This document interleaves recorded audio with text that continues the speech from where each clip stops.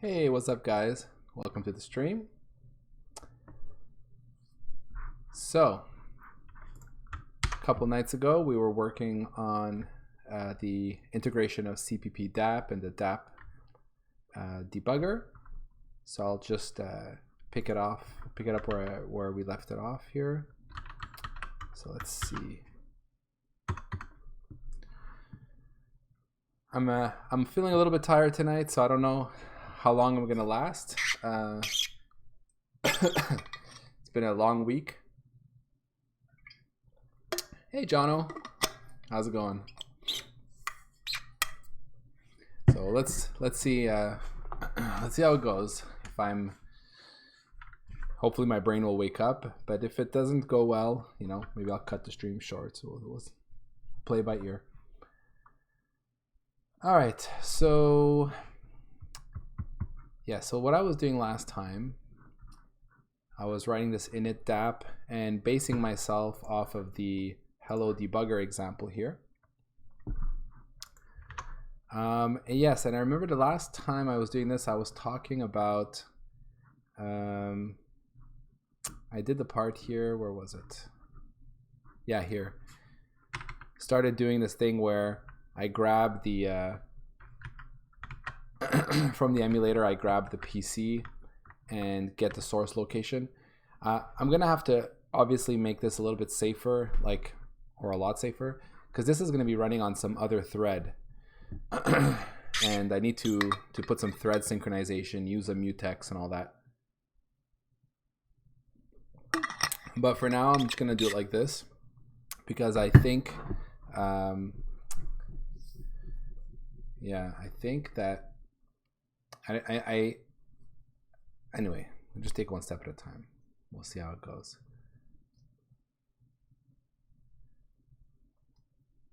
So yes, I remember now. So one of the things about the hello debugger is that, as I was saying last time, it actually serves a single source file, right? Like right here, the source content, which is different from what we want to do. What we want to do is we want instead to, what we expect anyway, is that there's going to be existing source.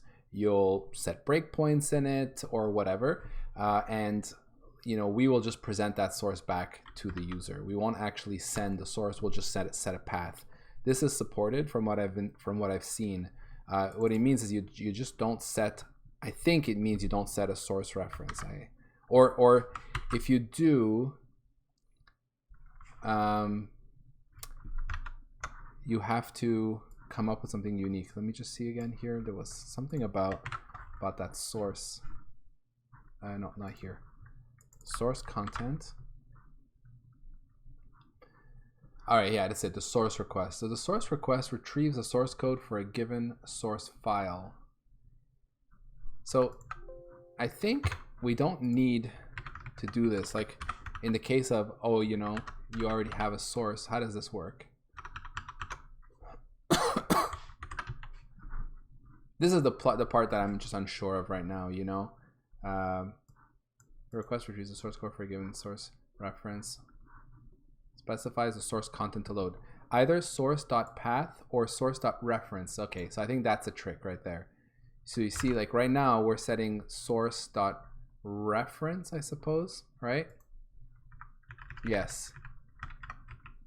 So we won't be doing that. What we're going to do instead is we're going to set source.path. And then the reference to the source, this is the same as source.reference. This is provided for backward compatibility since old backends do not understand the source attribute. Oh, okay. But we won't be setting that anyway. So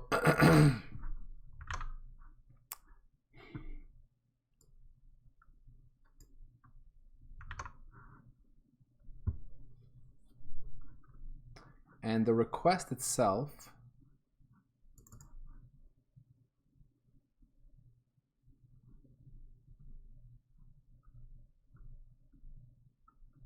okay, no, sorry, this is the R. Oh, I see. Sorry, I was thinking about the response. Okay, so this is where VS Code will send me a source request and probably give me a path, I suppose. I guess we'll see. There's also a part of me that's wondering whether we even need to do anything for source request, given that if the file already exists, I suppose we maybe don't have to implement source request. That's another thing. So let me think. We've got the on error. We've got initialize request. This is fine. Initialize the response has been set. We need to send the initialized event. That's good. The thread request queries. Oh, this is the debugger's list of active threads. Yeah, this is fine. You could even call this like main thread or something. This is really what we're dealing with. The stack trace. So yeah, this was the main thing, as we were looking at the stack trace and being able to feed it the current source location. And then what do we do for that?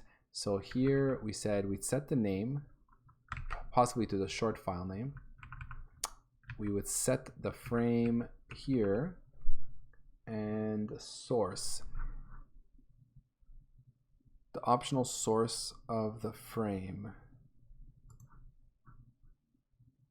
Okay, sorry, that's the source field here.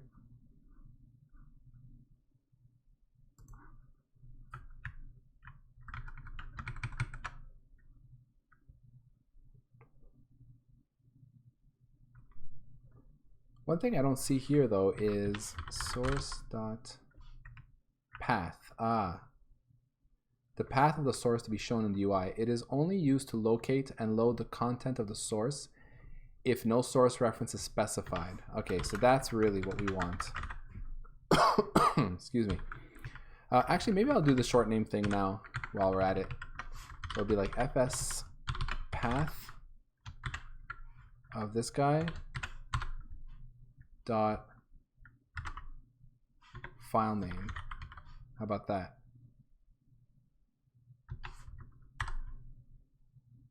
That returns a path. This name here is a string, so we're gonna have to do string. Think like this. We won't set the source reference. Is there anything else we should be setting?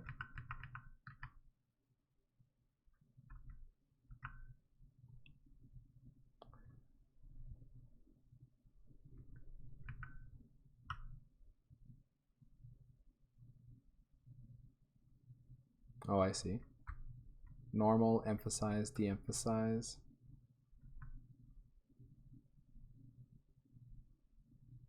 Oh, okay. All right, so this looks good. Excuse me. So,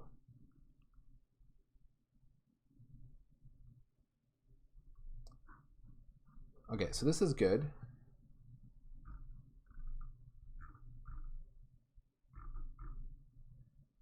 So ideally, I think what we're going to need to do for this to really work is we'll need to do some kind of like break at main.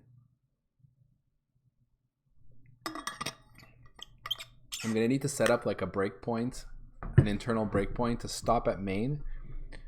And then we break, and then we tell through the DAP, through the protocol, we can say, okay, we're paused now. And at which point VS Code will say, okay, then give me the frame. And we should actually have a frame for the main.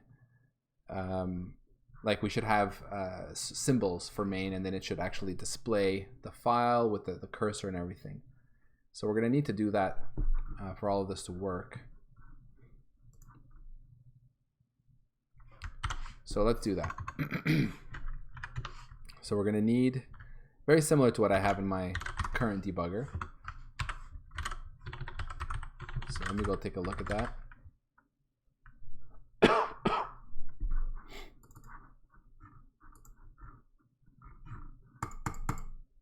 All right. So breakpoints here. So let's bring those over.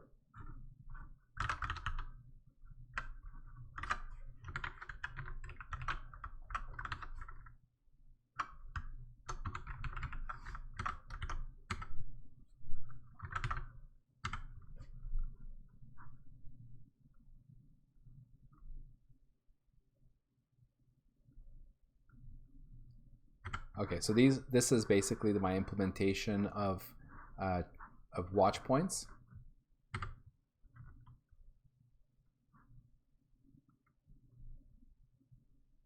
Right. Okay, this is how we set them. Yeah, I think the key is actually just in the where we run them. I even have this check for breakpoints. Basically, that's what we want to do. Oh yeah, I did this recently. Okay, so we'll do something similar.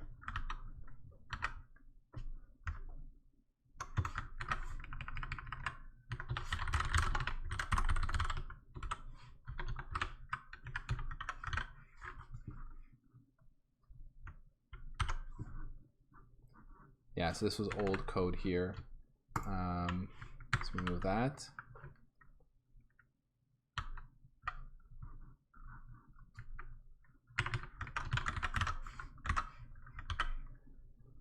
I'm gonna see how similar these end up being, because if they're really similar, maybe I'll have to, like, you know, put some common code somewhere for these debuggers.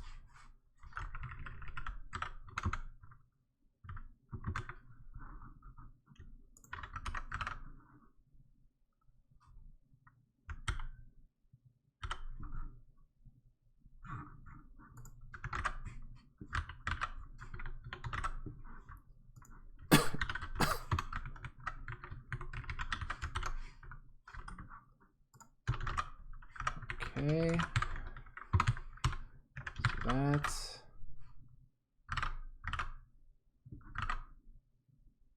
Okay. All right. So what's going on here?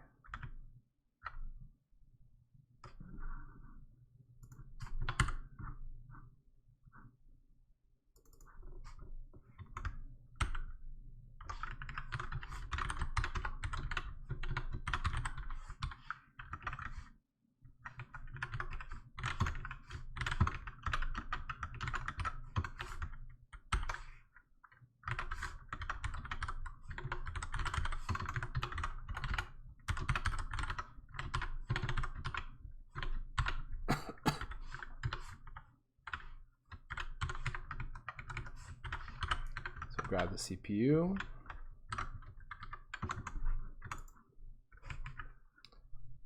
Now, break into debugger here is going to be the function that we'll have to do this thing where we communicate with DAP here. That's what we need to do there.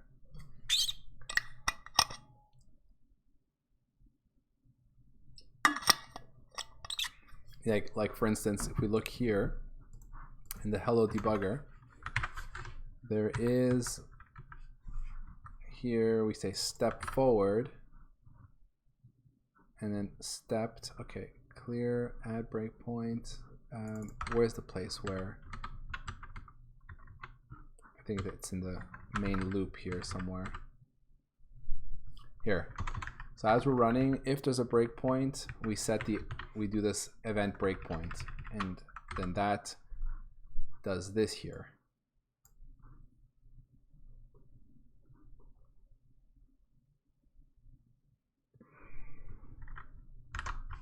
Okay.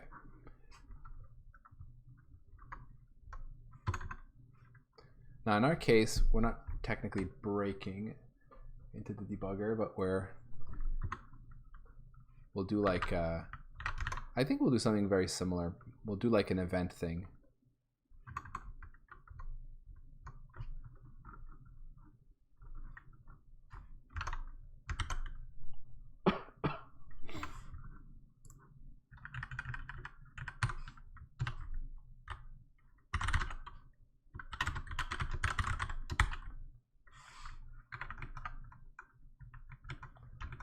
I guess I'll just do the same thing.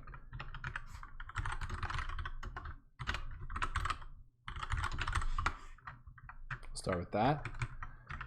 Enum class.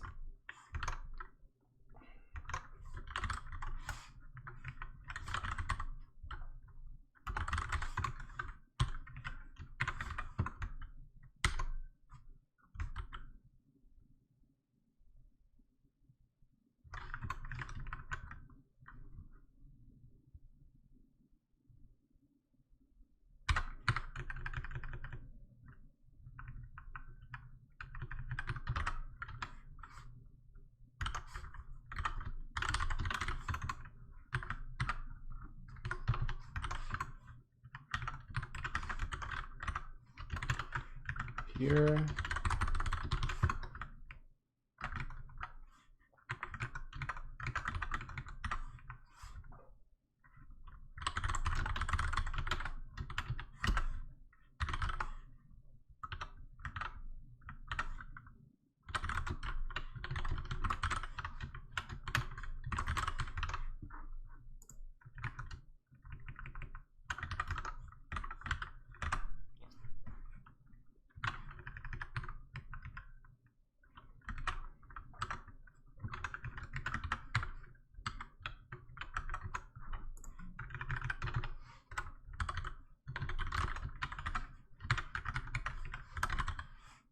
Can I make a context expert? No.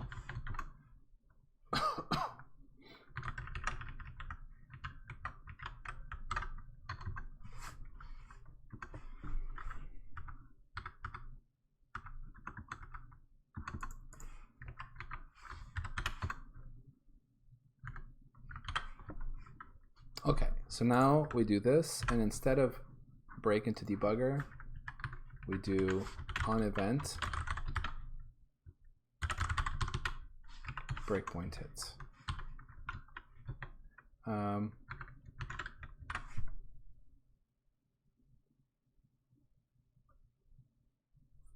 Yeah, exactly.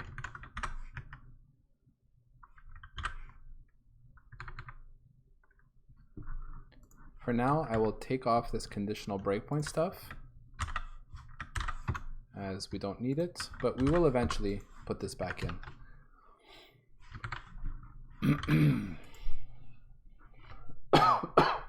Actually, you know what? I'm going to delete it. I can always grab it from the other side.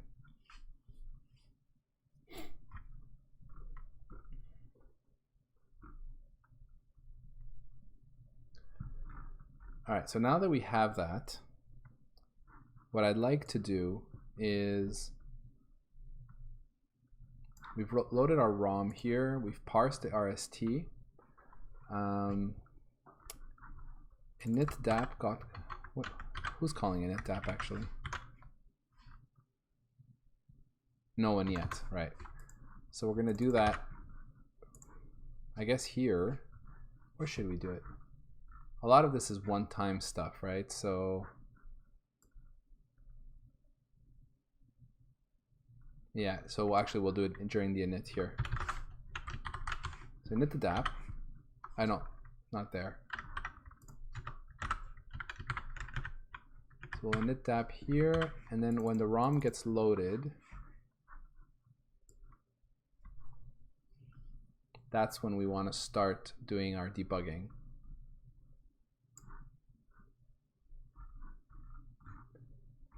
Yeah.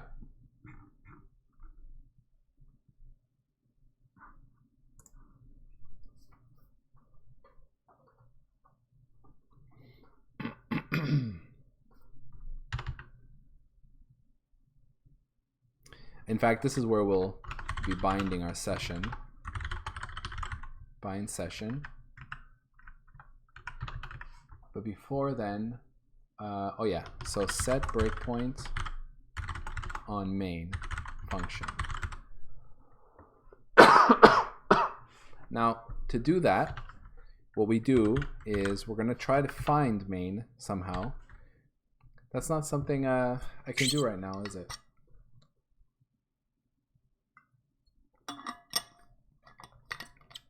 I guess what I can do is, as we add symbols,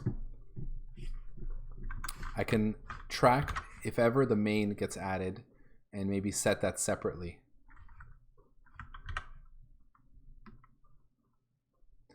Because main really is special, right? So I think we'll do that. We'll go to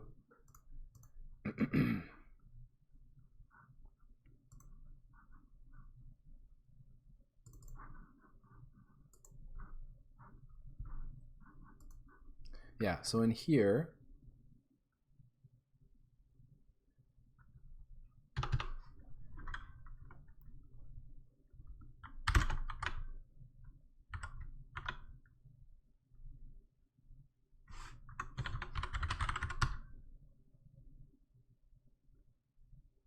oh, actually, I just don't have that information, do I? I'm not really adding the name of anything. Maybe we should.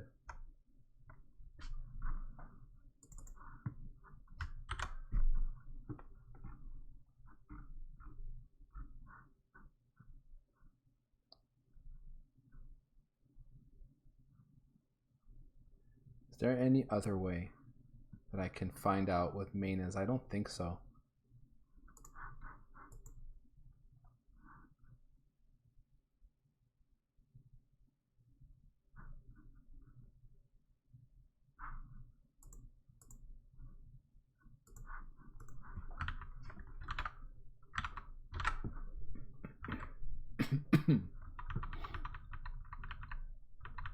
So let's say we open main RST. We look for the symbol with the name main in here, underscore main. Basically, this is what I'm looking for. There is a stabs S here that tells us something about main. Otherwise, I guess I'm looking for this.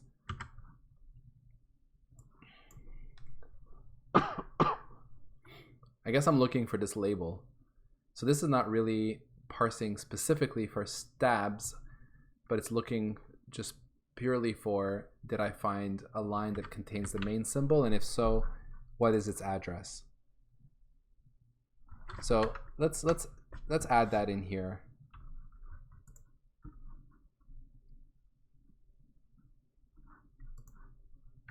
And technically, I suppose I don't need to do the, should I do it in the state machine?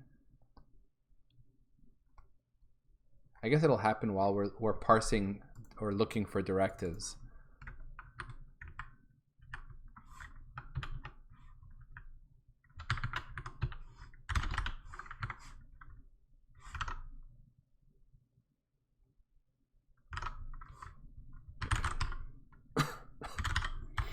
So if we find underscore main colon, I'll just do a regular find. There's no need to do a regex for this guy. Although I do want, yeah, okay, we'll do a regex because I want to match out the first part here. So yeah, let's do that.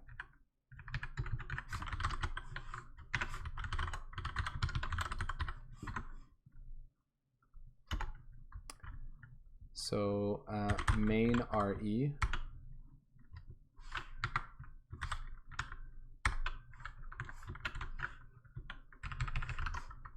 So we're looking for skip the white space.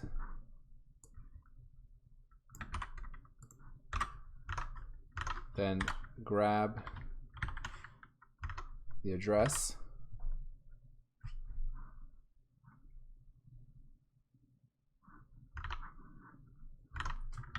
Then more white space.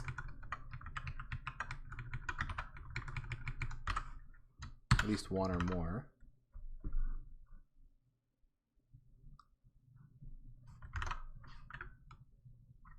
And then dot star underscore main. I need to escape the colon, I believe.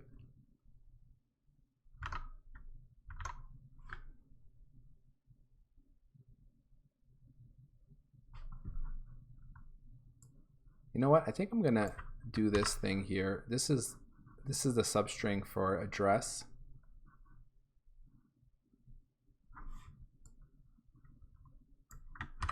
So I'm gonna do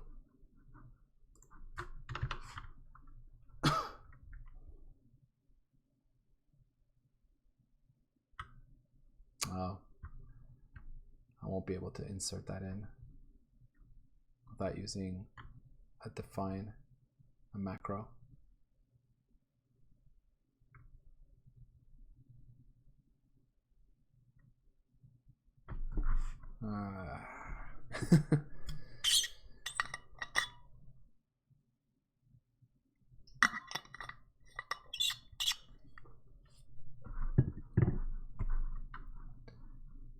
Yeah, regex sucks.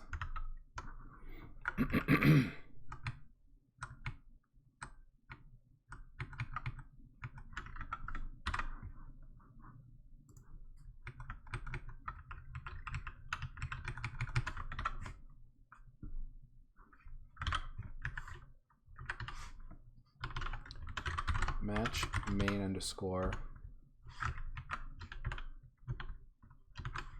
or match the main score main declaration symbol, what do we call it? Label.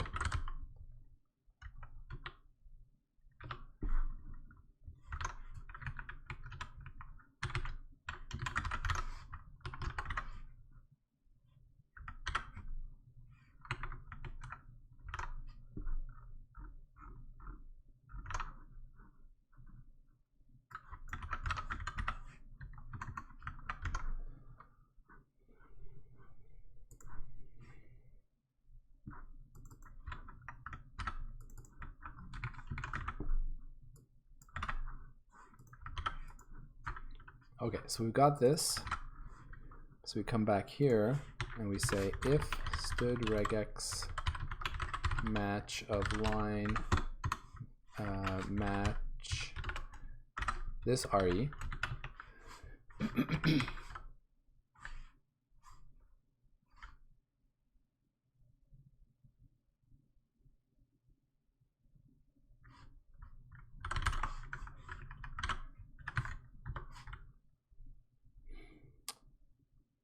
then we shall grab mdebug symbols and we're going to say add main address, or say add main symbol, something like that. And really what we just want to do out here is add the address. So that shall be match of one string s to I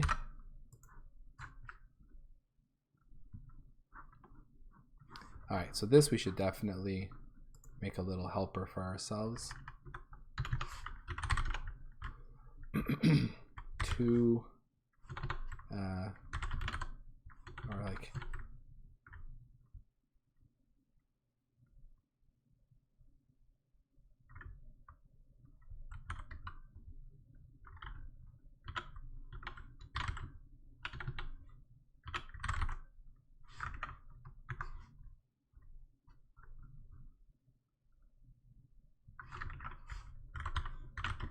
hex to I or something.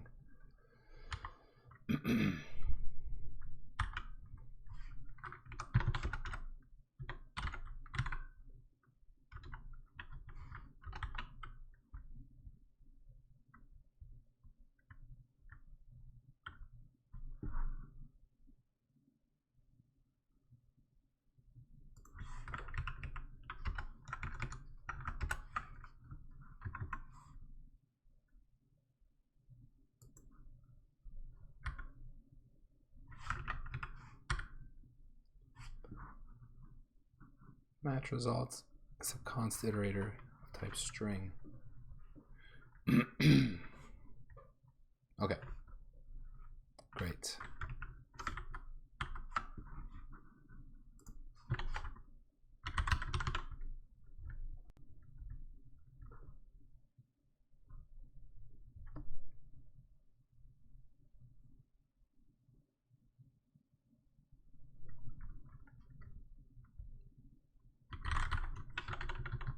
What am I thinking here?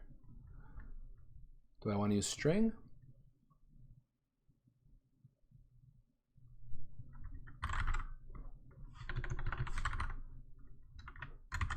Maybe a string view.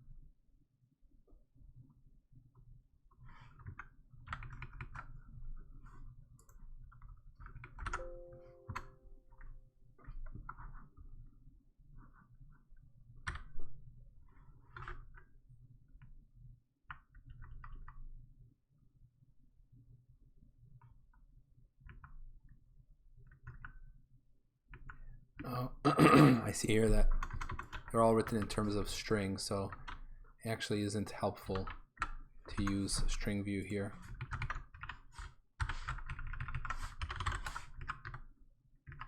Okay.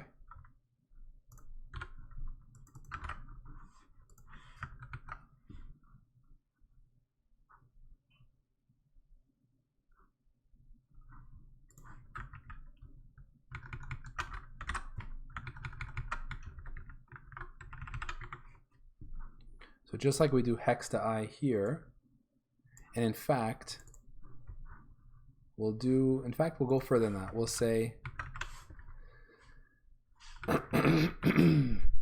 hex, it's not really to I for us, it's going to be to address, right?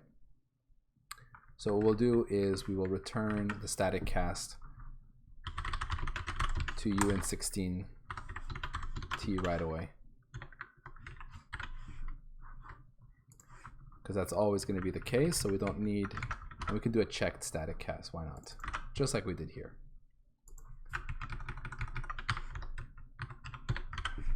Like that, and we will do the same thing up here.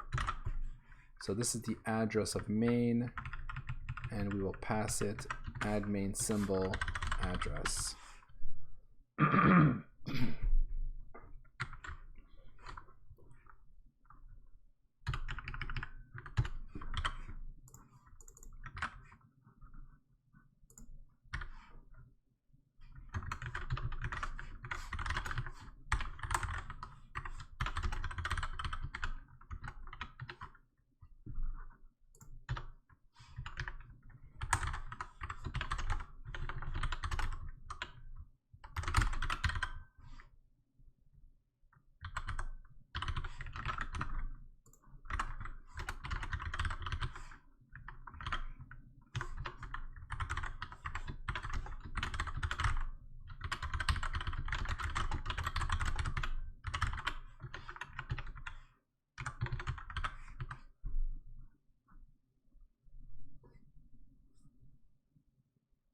I'll probably have to expand this at some point because what I'm thinking is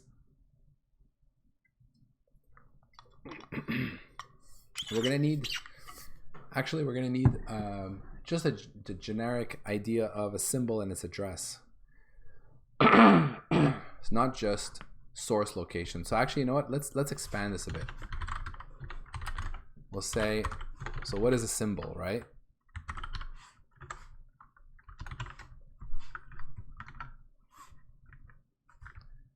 I really should put this in a namespace or something. Source location. Symbol. A symbol will have a name. And it'll have a location. Or, yeah. It's because here location has a different meaning. But I'll just put address. So then what we'll do is we'll say add main symbol. So here we'll actually take the symbol.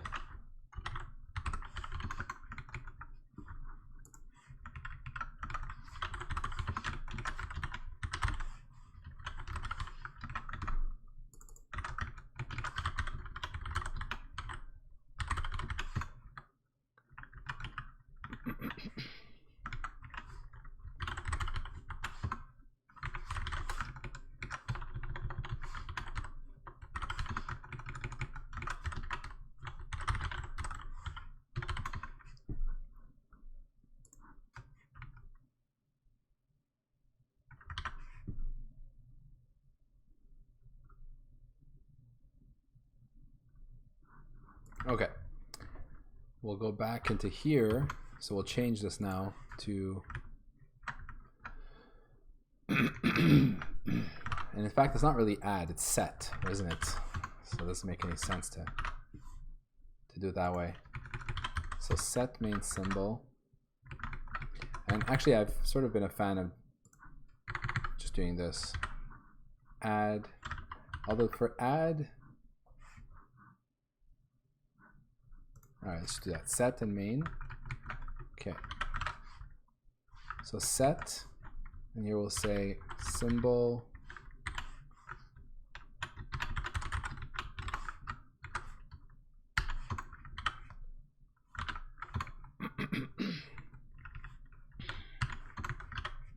like that.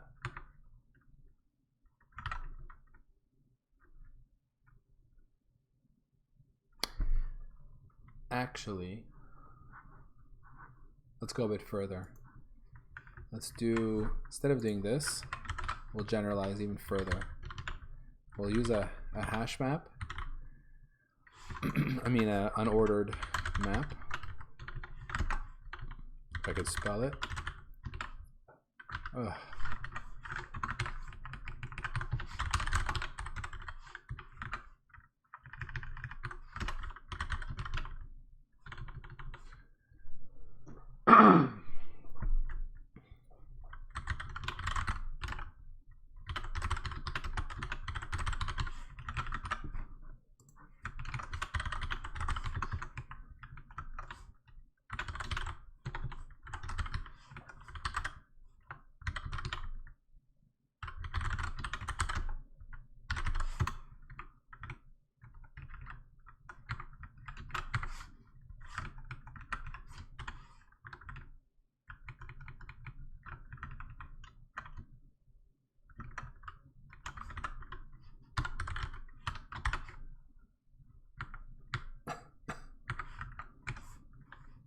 All right.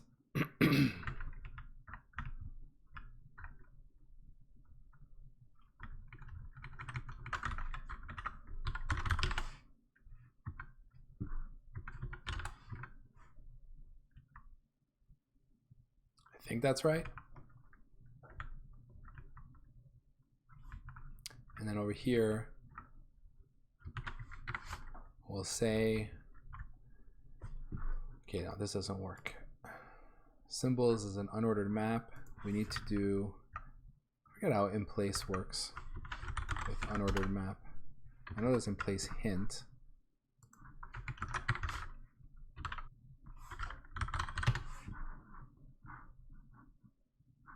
Oh, okay. Looks like I'm back. That was weird. Can you see me again? Is everything back to normal for you? Okay, and I'm back. All right. Yeah, I don't know. My connection just died, and then it came back. No idea what's going on. Let's hope that doesn't happen again. The good news is I think my Twitch session did not die, so that's good for the video, because it's always annoying if you end up with multiple videos. All right, so I was looking at this. I wanted to see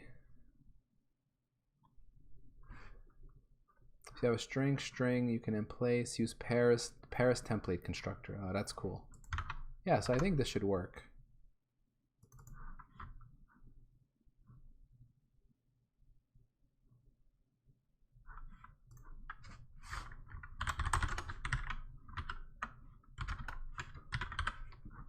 Why is this guy complaining though? Okay, there we go. And for the lookup,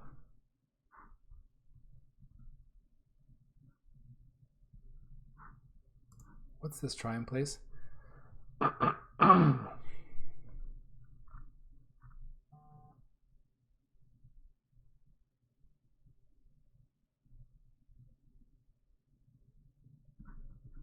Unlike insert or in place, these functions do not move from R value arguments if the insertion does not happen.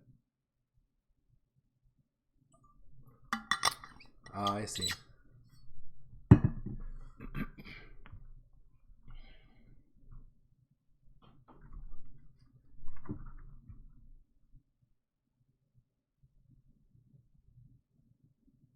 Oh, that's kind of cool.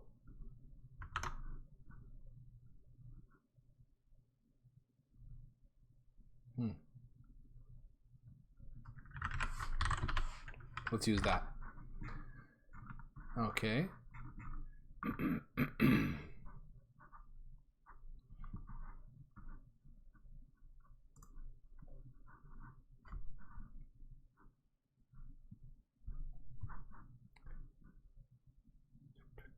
I'm wondering if there's a better way to find in here. I think we're gonna have to just use find.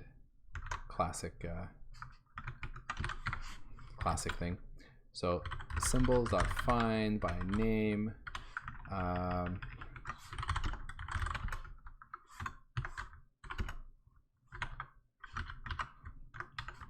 If iter is not equal to symbols at end, whoops, and then we return star iter. In fact, we return its address. Otherwise, we just return null, something like this. What?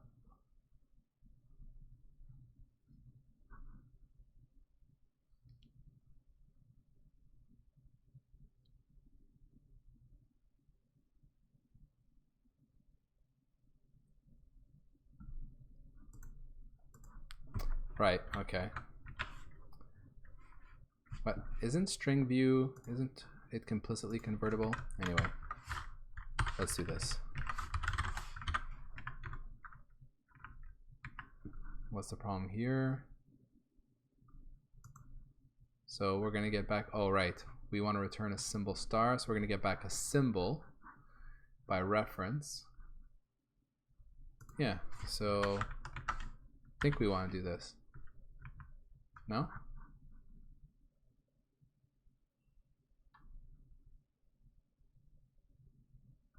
Symbol star.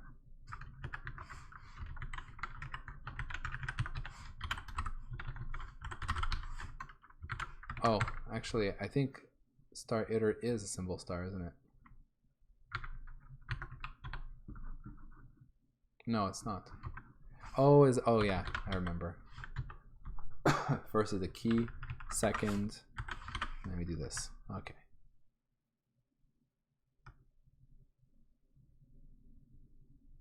No? Yes? Anybody? Const std string, comma, symbol. So second gives me the symbol.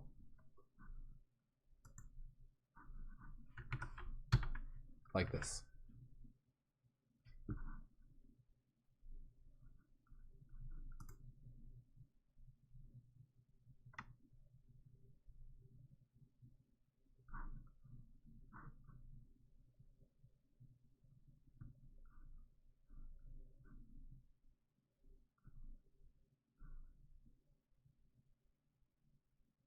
It's not a reference to it? Is that why?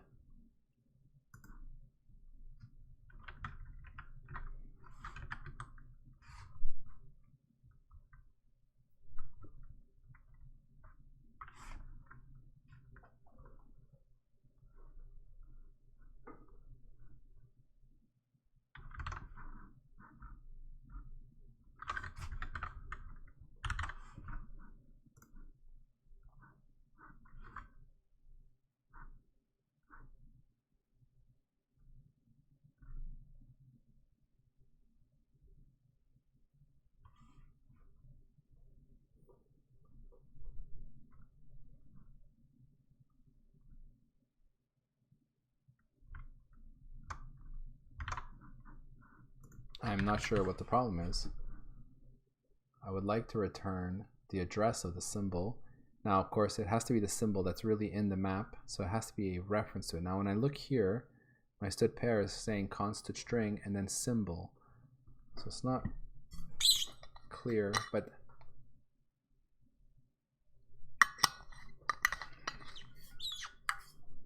okay, let me try this. Remove this for a second.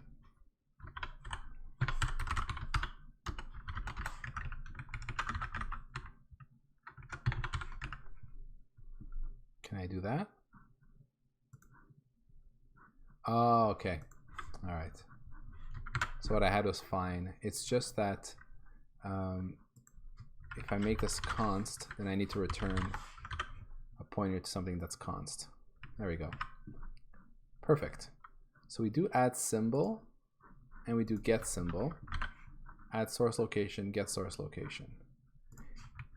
And I don't know why I did this at the top, but I think I'm going to add this underneath.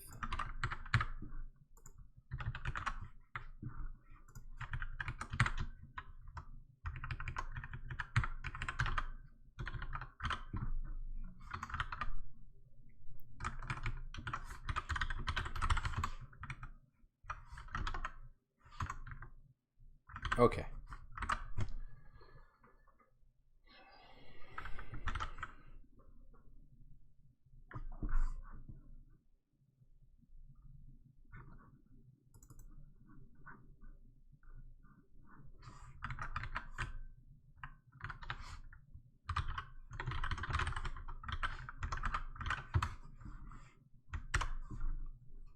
So now let's come back here. So we should be able to then do, so we get the symbol for main. Now, if we get the symbol for main, now what if we don't get it? I don't know.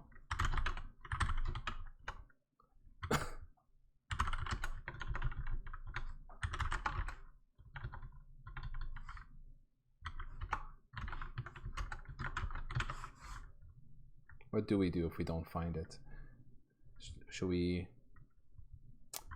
consider that an error? Maybe.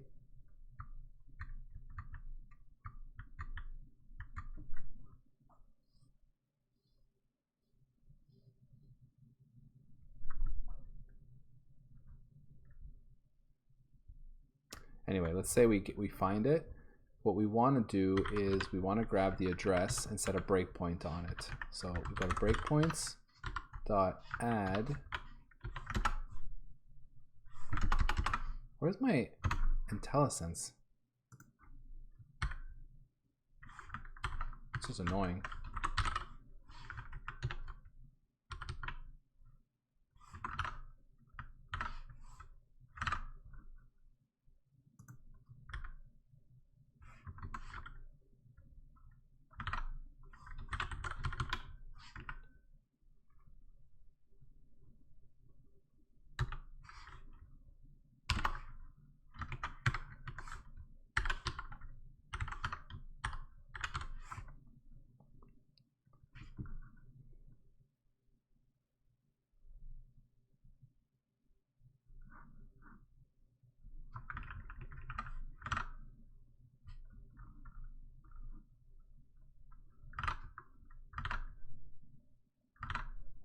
What's the complaint here?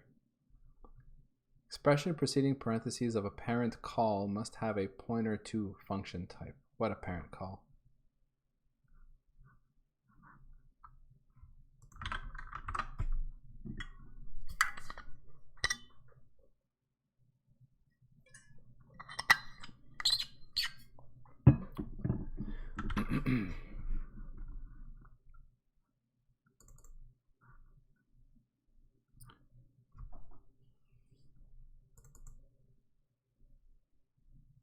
Oh, right.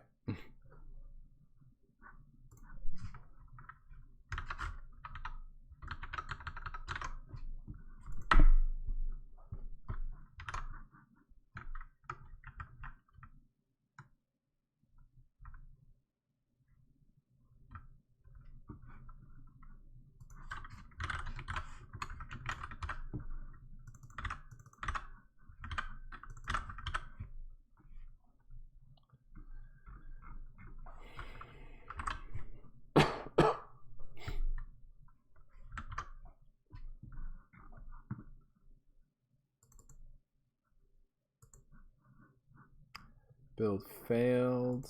Can you show me where, please? Okay, so we're back to this. What's the problem here? Breakpoint type and address. Is that not what we're doing here?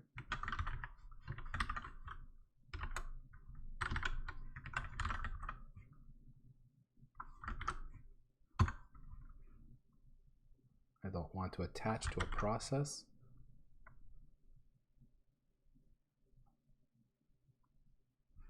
So what is it doesn't like? Is it this S address?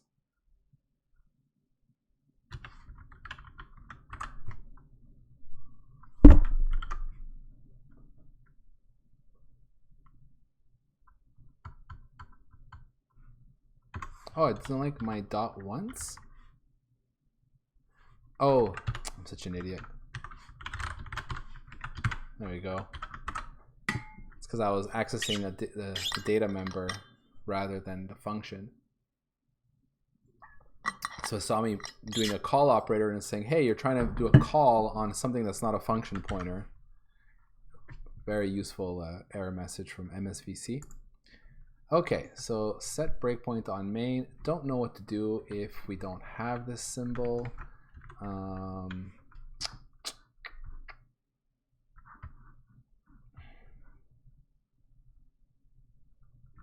Yeah. Maybe I'll just do an assert or something.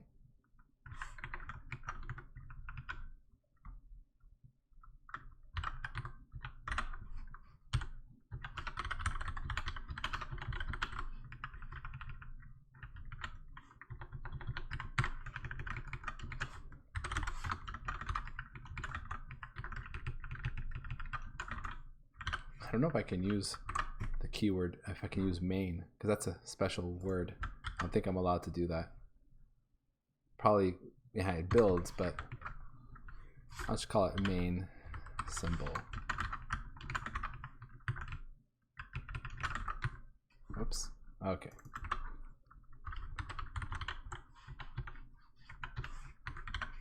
So we got the main symbol. We set a breakpoint. We should bind our session here.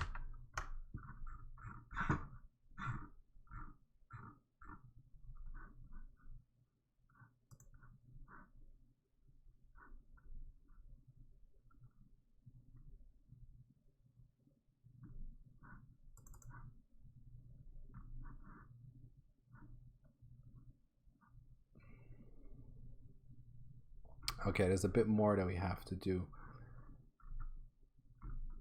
for any of this to work.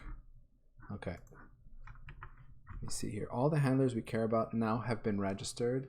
We now bind the session to stood in, stood out to connect to the client. After the call to bind, we should start receiving requests, starting with the initialize request. So this definitely is something we want to do in our code now here.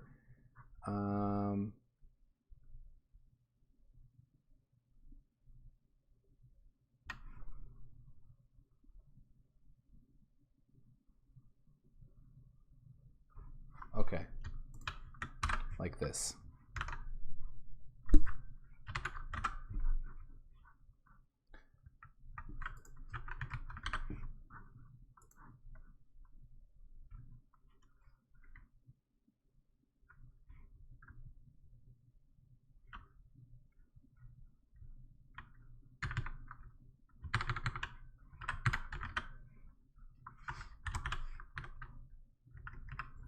And we are going to need to do something like this to wait for the configured event. And then we will do this broadcast here in a similar fashion.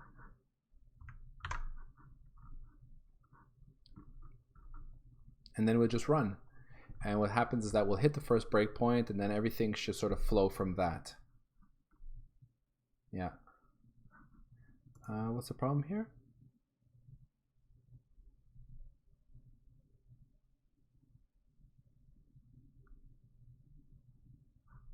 Oh, it's complaining that it might be null. Whoa. Okay.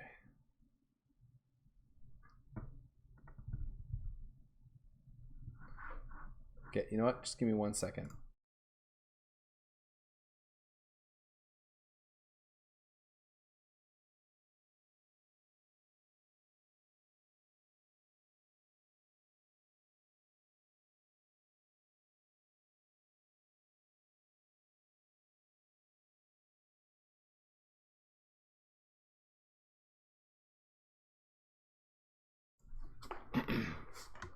Sorry, there was this big spider that was crawling on my screen.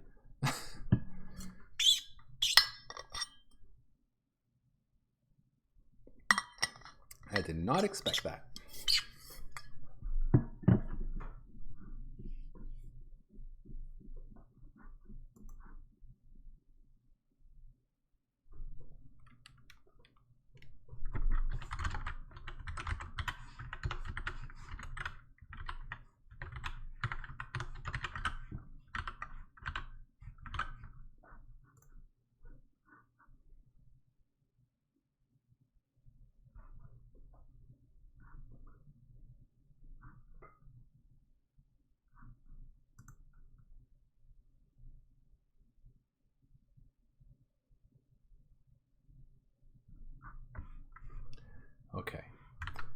go grab this configured thing. So this is actually based on this little event class, which we're going to steal because it's useful.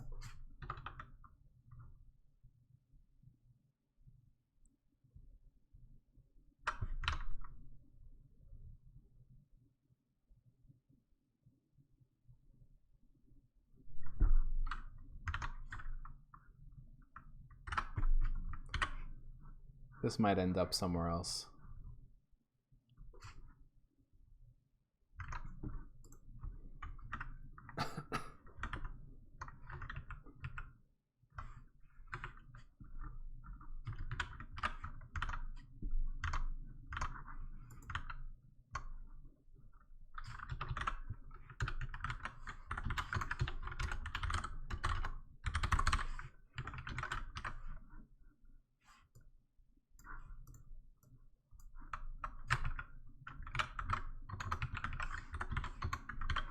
For now, I'm just going to make it a global, and we'll move it afterwards.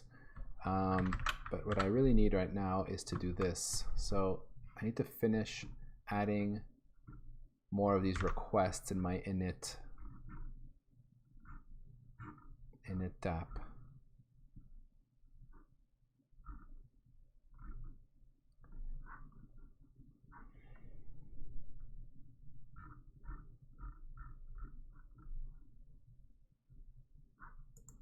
So we were done with the stack trace request,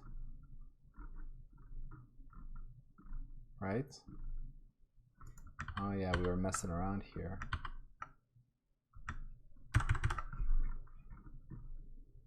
Stack trace request. So that's where we were. And after that, we saw that technically we don't need to do scopes right away, but we will. Variables, we will. We probably will need pause, though no, maybe not right off the cuff.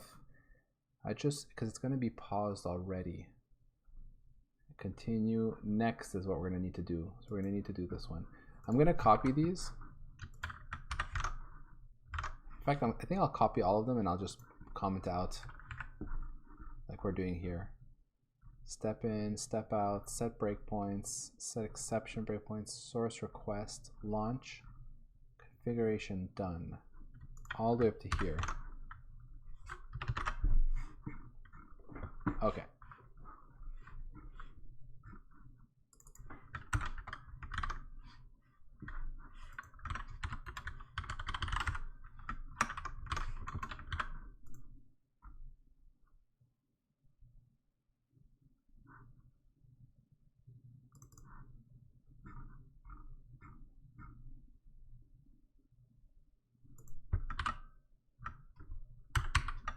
What's the problem?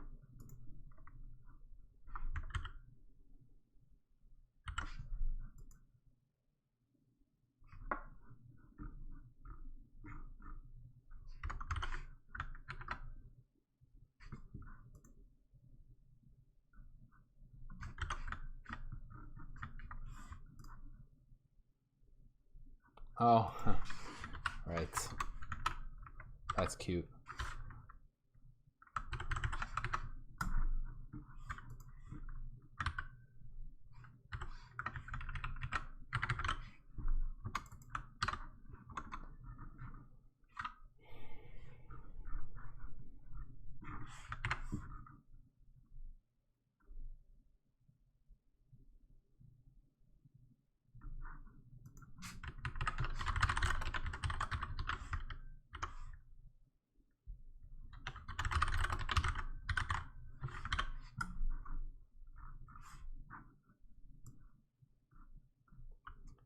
All right.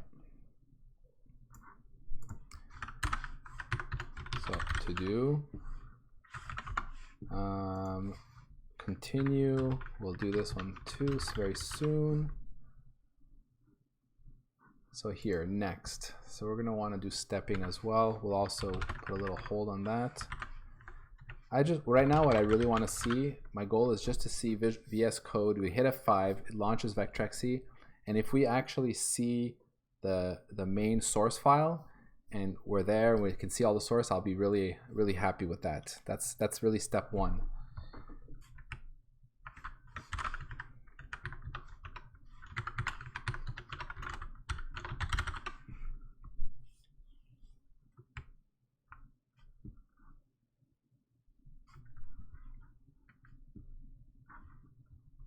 That will be awesome to see, yeah. I hope we see it tonight.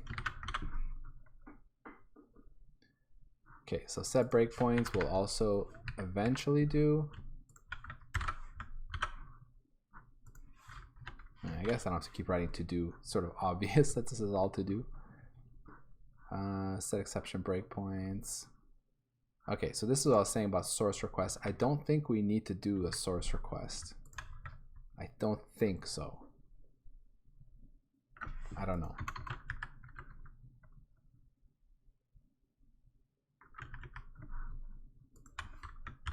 Just gonna block that out for now. Or I will leave it like this and put a breakpoint, because I'm very curious if we're gonna get this event. Now the launch request is made when the client instructs a debugger adapter to start the debuggy. Yes, so that's fine. Handler for disconnect. Yeah, so disconnect. I'm gonna have to think about that. We'll do that later.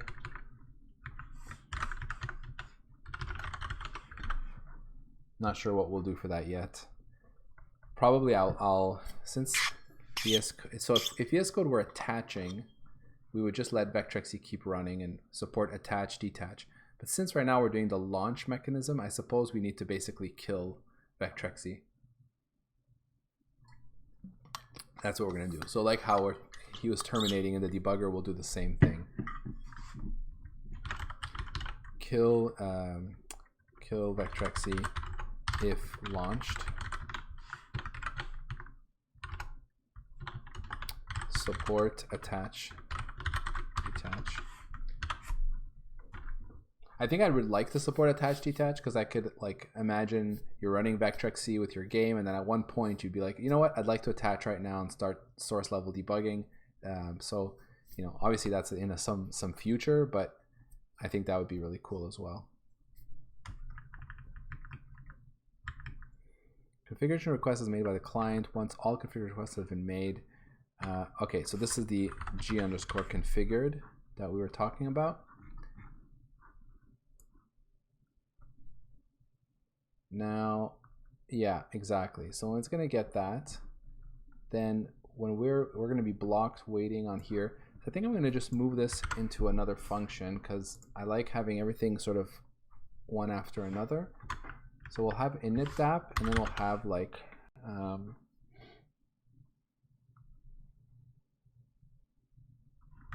what can we call this? Bind and wait or something like that.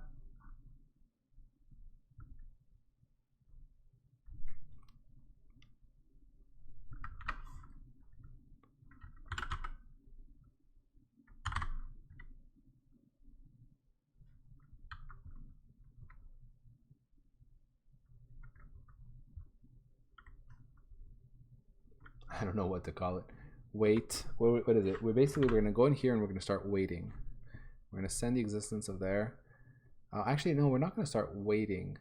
Oh yeah, actually we are with this here. Wait for attach maybe, or wait for bind.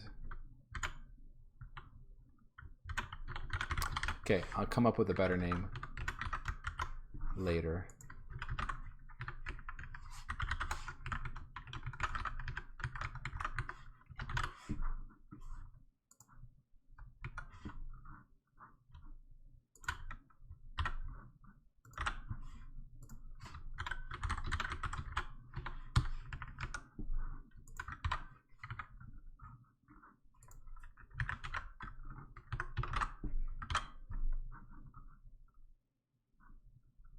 Okay, so what am I missing right now? Am I missing anything? I want to put some breakpoints here. One thing that's also tough is because I'm not doing the attach thing, it's going to be a little bit difficult for me to debug this. I'm going to have to attach to the instance that VS Code launches. In which case, I'll probably put an infinite loop somewhere so that I can just do the attach. Yeah.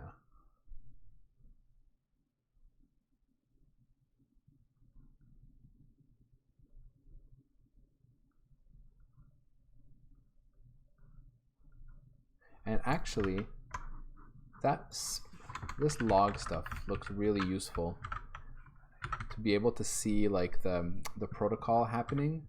So let me just take a look at this. Shared pointer writer log. Yeah, this is cool actually. Let's do this. Basically, we do log, create a writer. So what we'll do then is we'll go to the bind.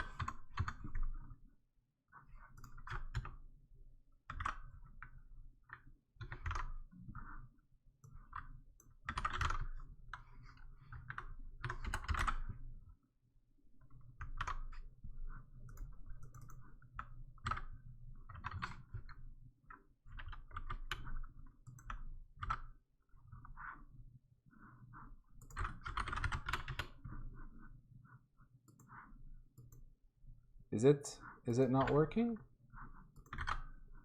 Let me try and refresh here. It said network error. Just wondering if I lost connection again. Oh no, looks alright. I think it's just my view. I don't know what's going on tonight. I have like high network. Still good on your end? Okay. I'm not sure what's going on.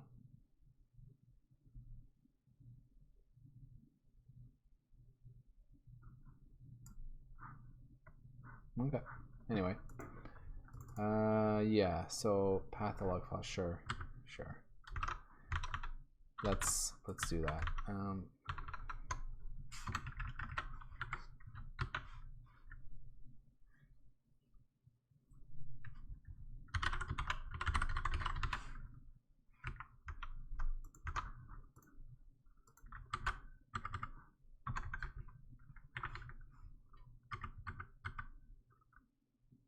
Yeah, that's useful.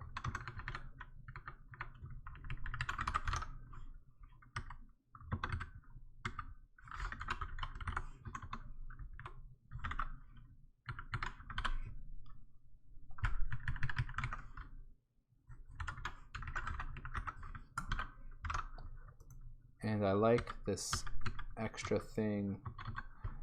All right, that's why he made it a global, so that he could close the log here.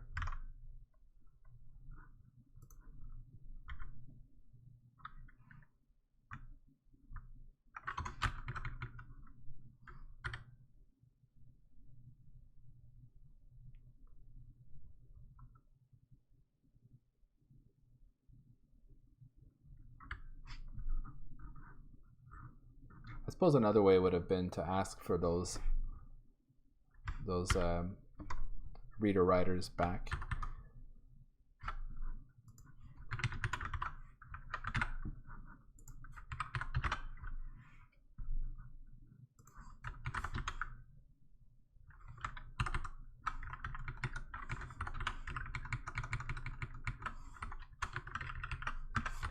Just make it global for now, and we will do the same thing with the on error.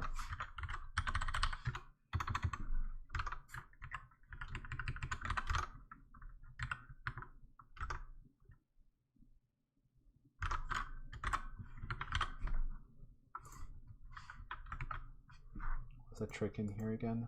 Control Alt comma Control. Nope.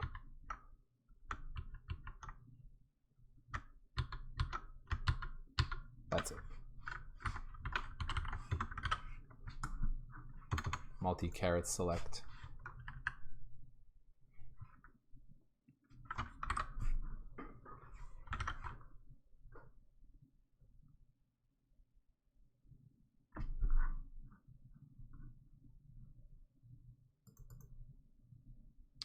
Okay, yeah, so I've got some warnings of unused variables, unfortunately. Let's take care of those. It's always a fun warning.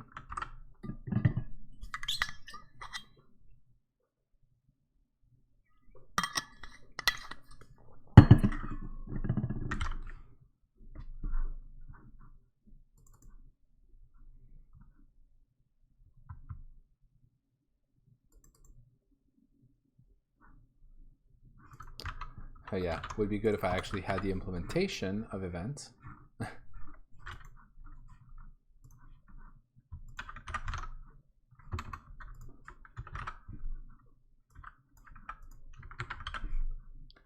know what, I think I'll just move these online.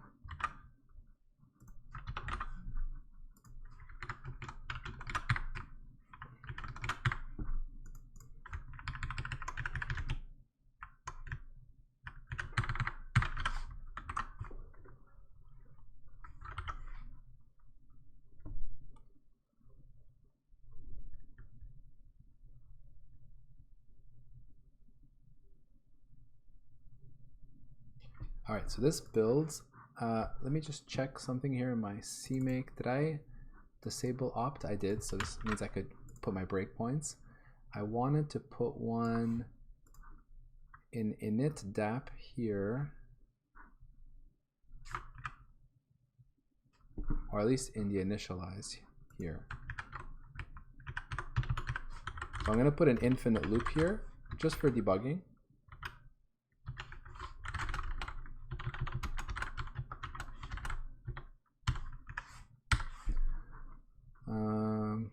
Actually, I don't really need all this. Just do like this. And breakpoint in here.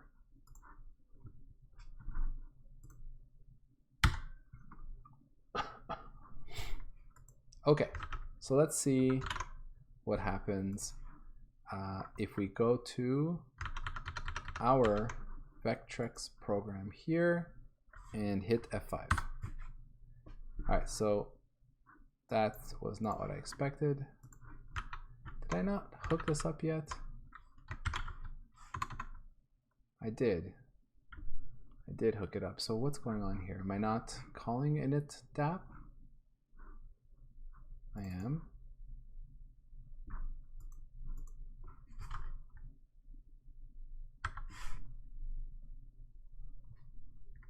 Let me try running it first from here then.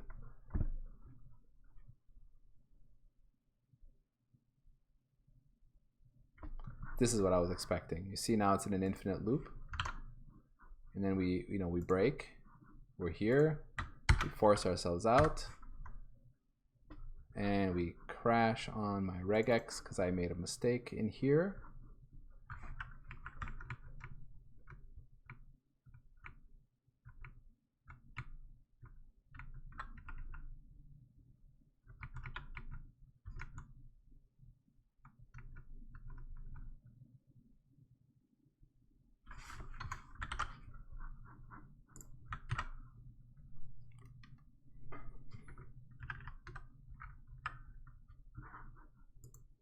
So something's wrong with my regex.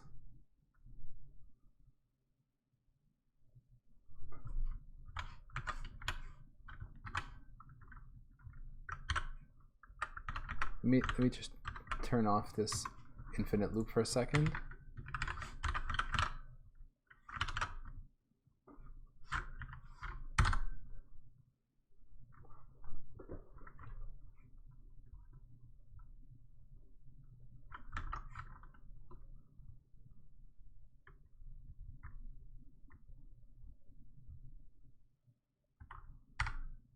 Nope. Error. What's my error code here? Do I have a code?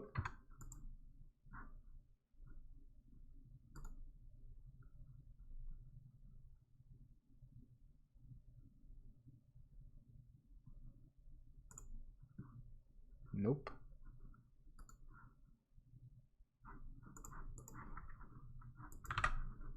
what's wrong with my regex here.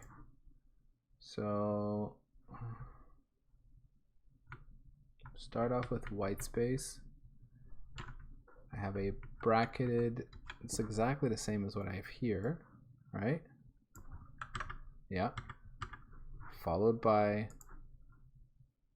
one or more white space, dot star. Oh, maybe I don't need to put the escape on the, I think that's what it was. I think I thought I needed to escape the colon, but I think colon is fine. Let's find out. Nope.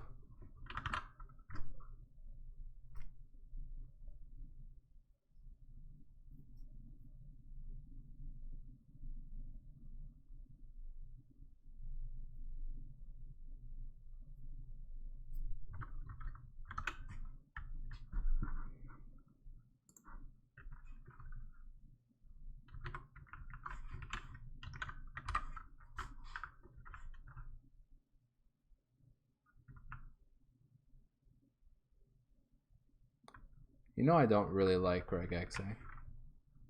Oh, I think it's this paren here. No, it's not that paren. Oy. Let's see. Oh yeah, no, that's the parenthesis for my main RE here.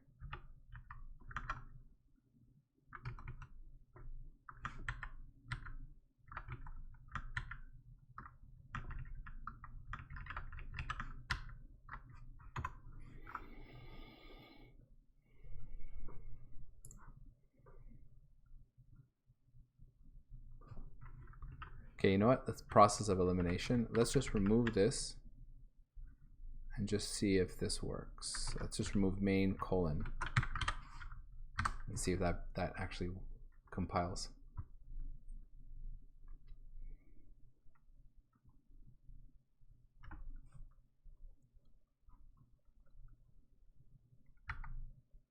Ah, it does not. Okay, that's good. So that means it's not that. I'll just keep a copy here of the original. Let's keep looking.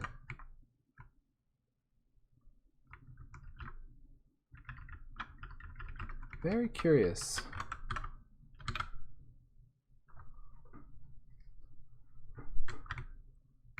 Okay, so if it's not main, what is it? Is it this plus? That would be strange.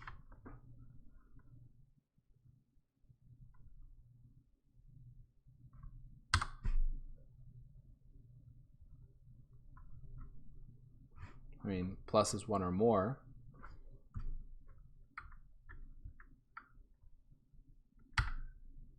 Nope.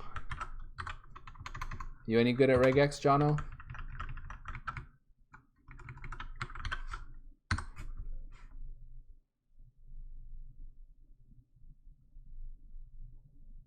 Oh, you know what? I think I just saw it. I just saw it. I try and avoid using it. Smart man. I just saw my mistake. It's this missing square bracket there.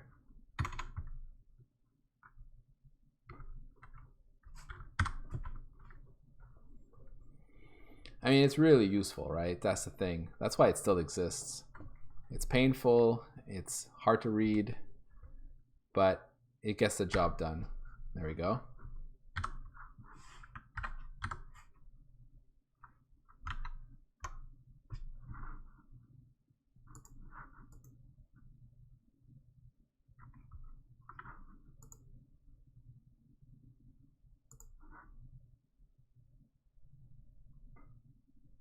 All that power plus responsibility.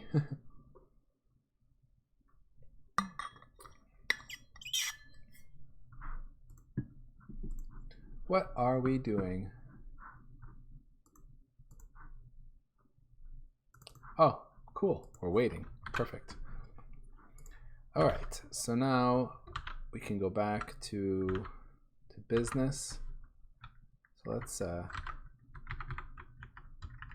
that.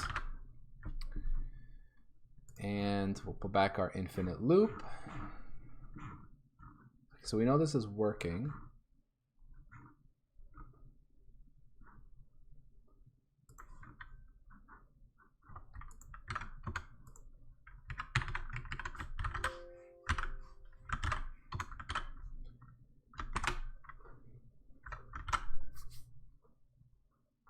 x64 release.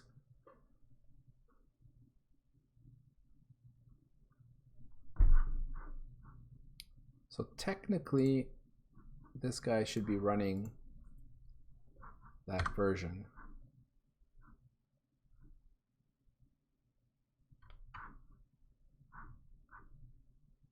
Okay, I think that's a good sign. So now we can go here and we can try to attach to it. So we're looking for Vectrexy. We attach to this guy.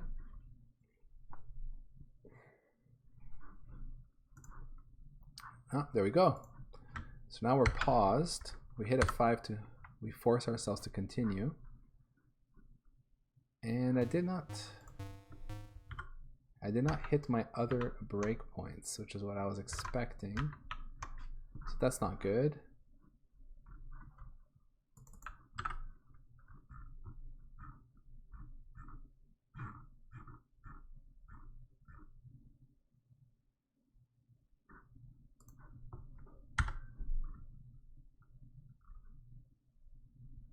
You know what?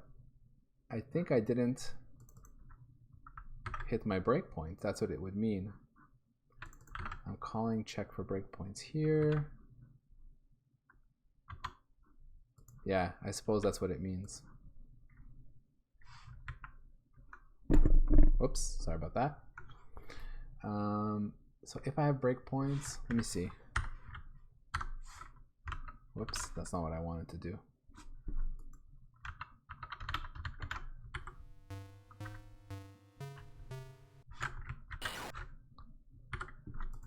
What? Aren't we in here?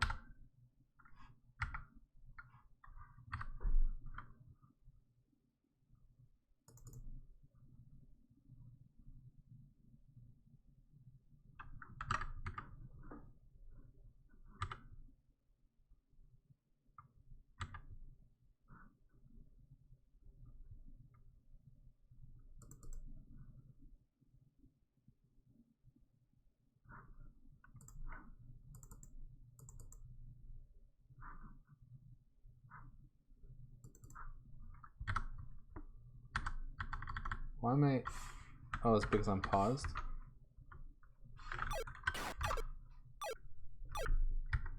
Okay, here we go. Check for breakpoints. Oh, it looks like I may have hit my once breakpoint already. All right, let's start off with putting a breakpoint right here in wait DAP. Let's disconnect. Let's start this again. Kill this guy. This is kind of confusing, right? I go into, let me put myself in main.cpp just so that we understand. So this is the Vectrex Pong game in VS Code. Here, you know what? I'll put it on the side here. Try and like set up my screen so that we could sort of see what's going on here. Not that it's going to be easy to do because I have only one screen for the stream, but we'll do our best. So what I'll do is I'll hit a 5 in here to start debugging. That's going to launch Vectrexy, and Vectrexy right now is in an infinite loop. In my Visual Studio here, I'm going to attach to that Vectrexy instance. So now I'm attached, and I'm going to pause the debugger. Okay, so you see, I'm right now, if I step, I'm in this infinite loop, which I set up on purpose so that I could attach. Right? I'm just going to move this way here. I force my cursor past the infinite loop here, and I'll just hit. Well, you know, I'm just going to step. This is what I wanted to see. We come here in init DAP. Is this what I want to see?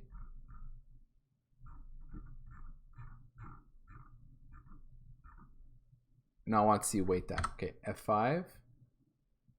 Ah, so I've already got to check for breakpoints. Did I not call wait DAP anywhere? Yes, I did. Oh, is it because my ROM was loaded beforehand?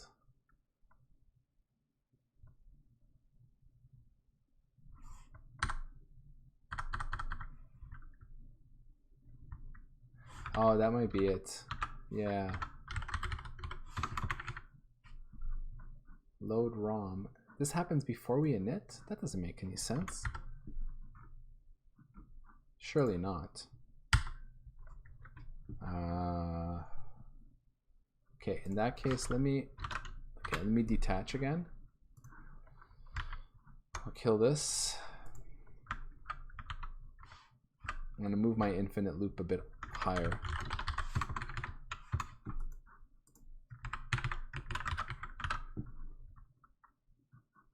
In here.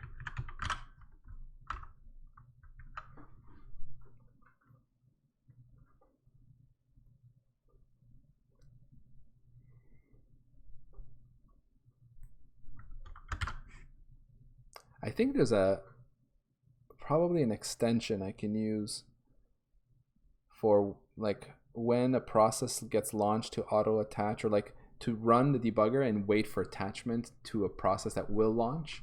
I think there's something for that. That probably would help me here. All right, so let's make sure this is built.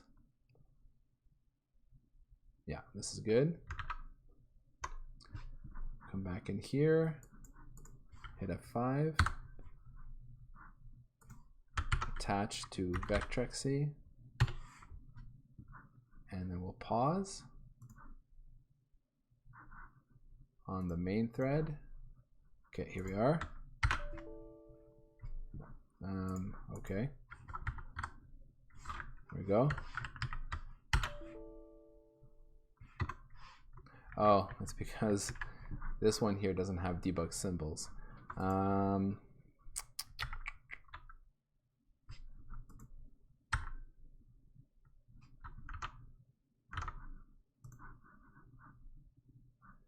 That's not annoying. So where are we?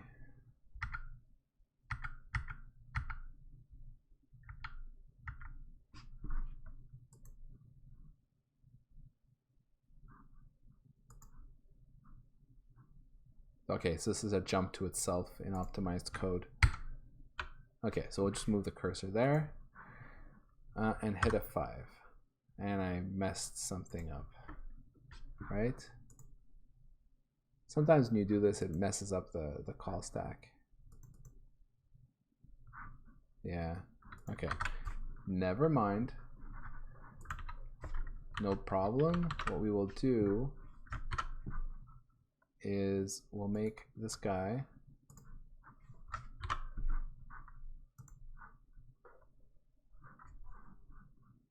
Vectrexy CMake lists.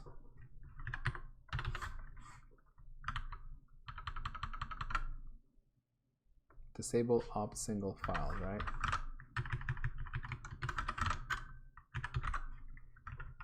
Source, okay, just put main like that. Isn't there an if-def you can add which detects when the debugger is attached and you can continue? Isn't there an if-def you can add which detects when the debugger is attached? Oh, yes. I know what you're talking about. So yes, but that's not going to help me here. So here it's not the problem that when I'm attached to it, I want it to like stop. Oh, I see what you're saying. Okay, sorry, I'm thinking the other way around. You're saying I could put like a while loop that says once the debugger attaches, continue. Yes, that's true. I could totally do that. I could totally do that. That also would be a really good way to do that. That's a great idea. Yes. Yeah, you know what, Jono, that's good. I'm gonna put that in my to-do list. I need a... That would be very helpful. Vectrex stuff.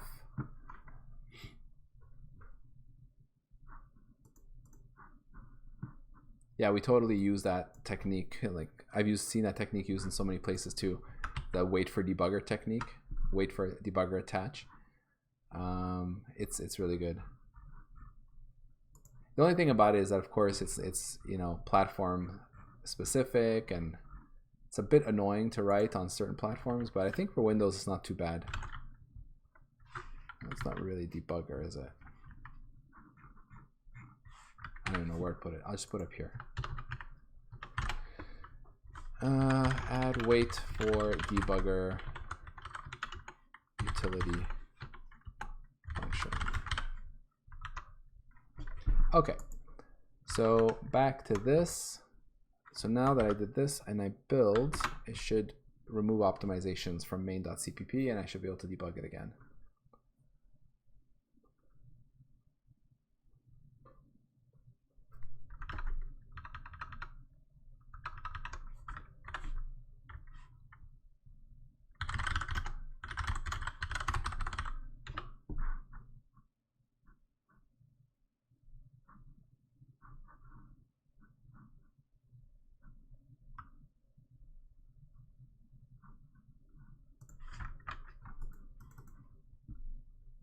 Uh-oh, am I losing?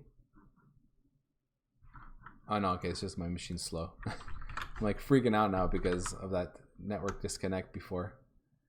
But I think what's happening is my CPU is at 100%, yeah. Wait for debugger attach 132 or something.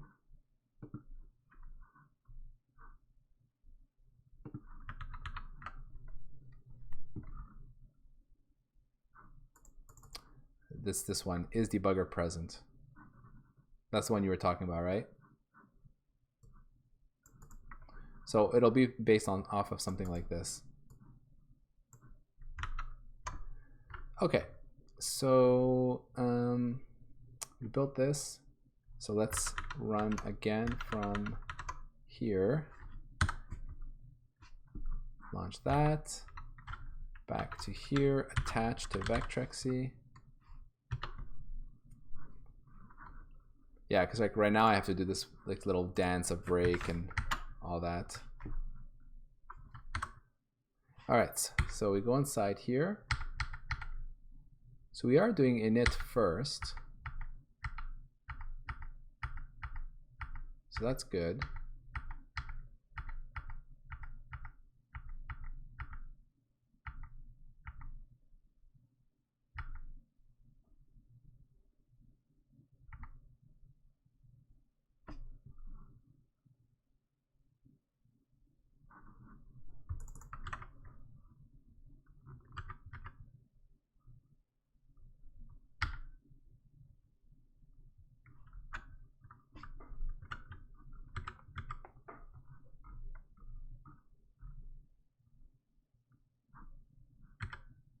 Oh, is it because I don't load a ROM? Huh. Okay. Yeah. That's why.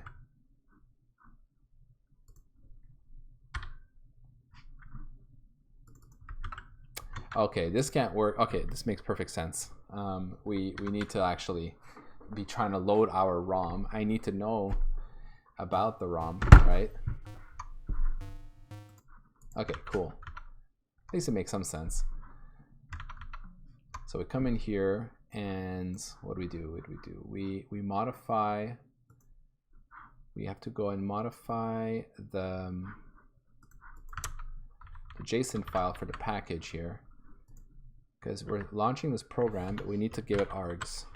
So let's hard code the args to the ROM we want to launch, which is Vectrex Pong. So there it is.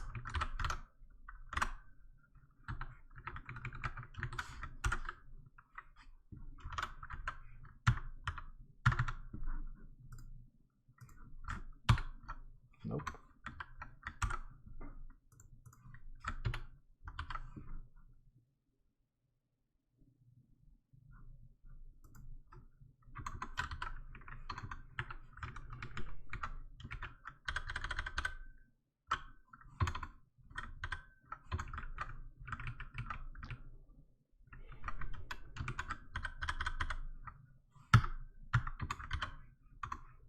Okay. Now we hit F5 again.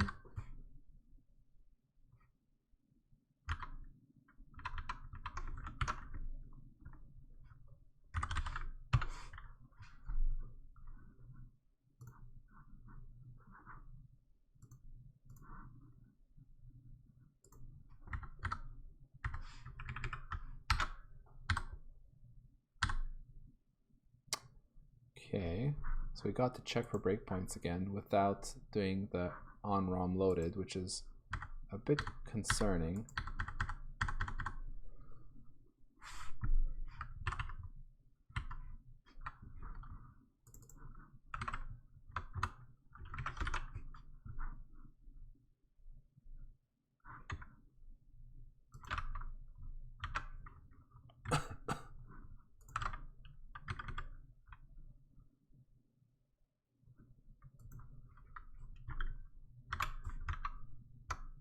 Oh wait, it's not loading the right ROM still. What's the problem?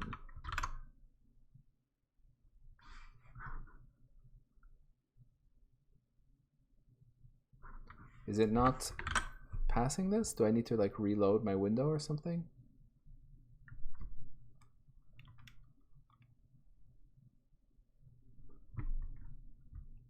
Let's see, let's try it again. We'll try this again and we'll take a look at our args this time.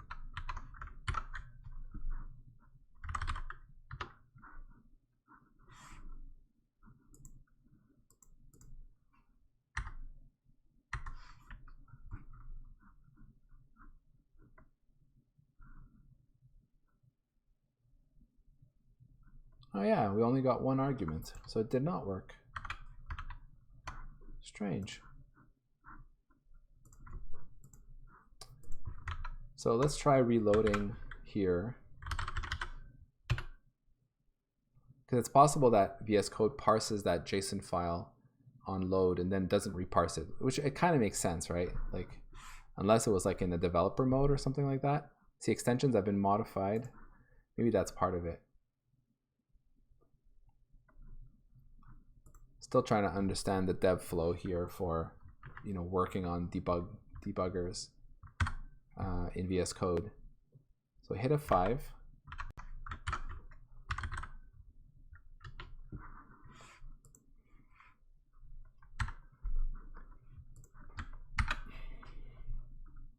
So let's see now. Did we get what we expect? argc is 2. Okay, good. So now we get the on-ROM loaded, which is great. Now get the call to wait DAP, which is great. So now we're supposed to find our main symbol, and there it is. 2770, which is in hex. 0AD2, which is what we saw, right? In main.rst. Yeah, 0AD2. So that's the address of main. So now we're going to add a breakpoint on it. Hit F5.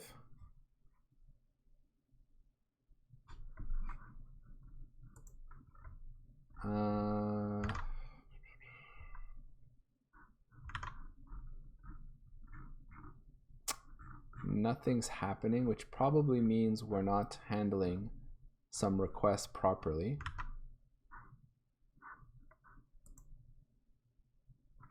Let me see now. There's a file.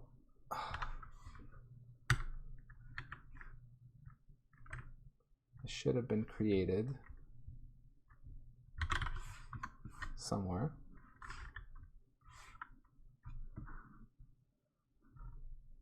Not there. In Vectrexy.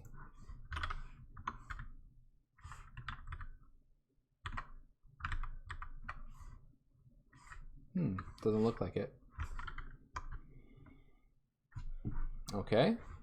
Let's pause. Curious where we are. Oh, we're waiting. So we never got the configured event. That's it. So we never got this. Why does it say no executable code is associated with this line?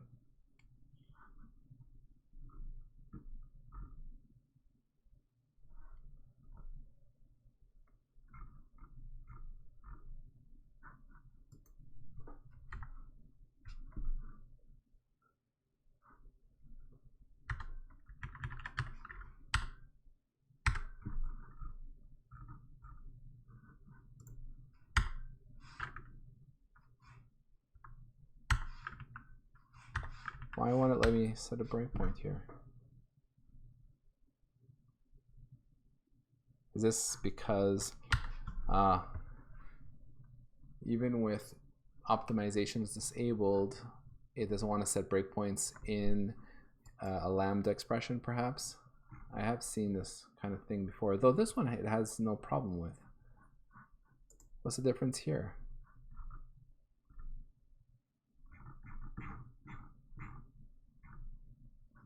You know what? Just to be on the safe side, I will try. Do I try it in debug? All right. Why not? It's slow, but it's okay. We're not trying to actually run this quickly. We just need to see if it works.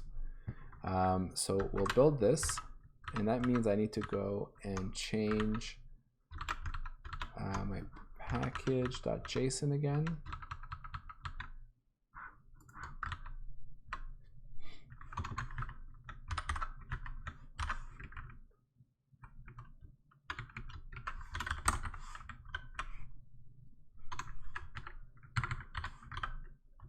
Can I put like a comment in here?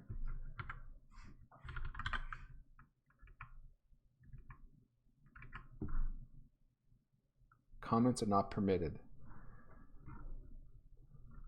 I know that's true, but they seem to allow comments in other JSON files.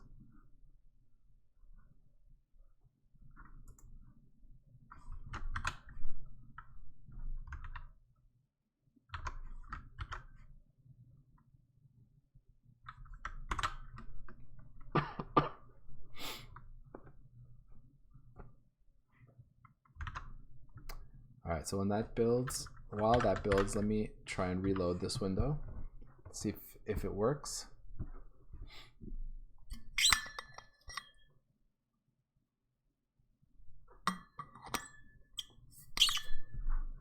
So you see that message, extensions have been modified on disk?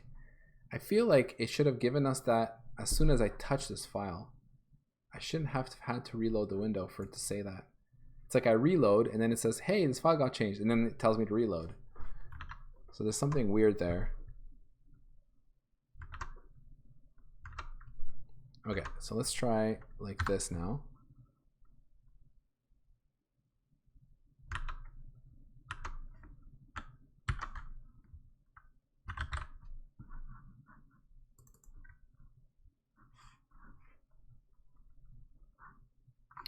All right, and let me go see if I can put breakpoints, if my breakpoints are actually working now.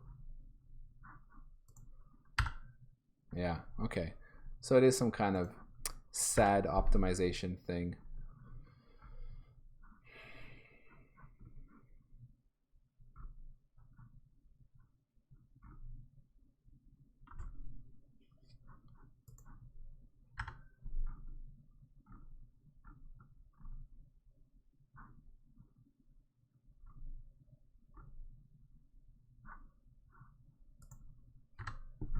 Just gonna put a bunch of breakpoints.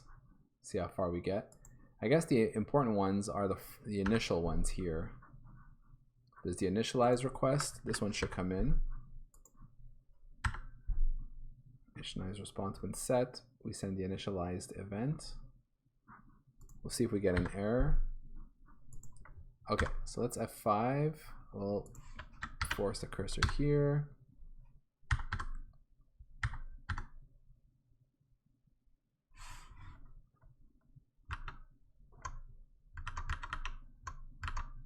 So we're not getting anything from VS Code.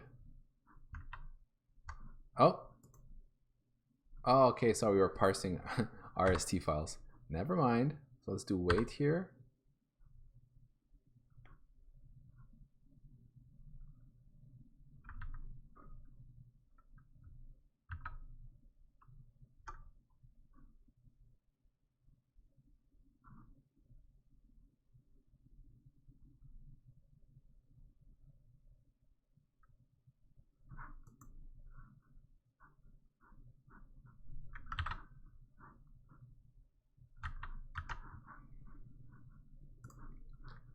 Okay, so where are we?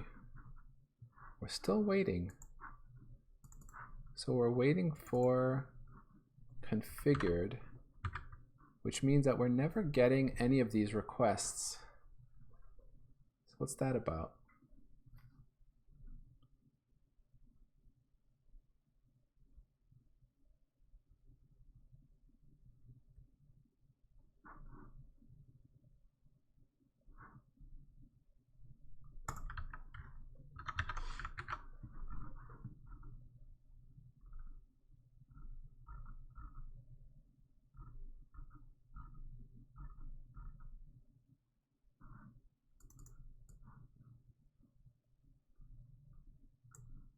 I wonder if it's this.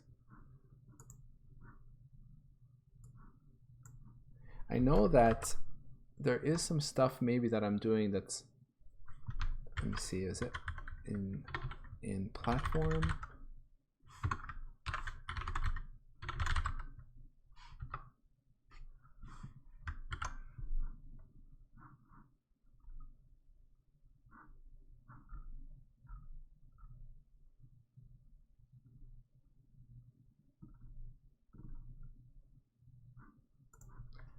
I think it's this here.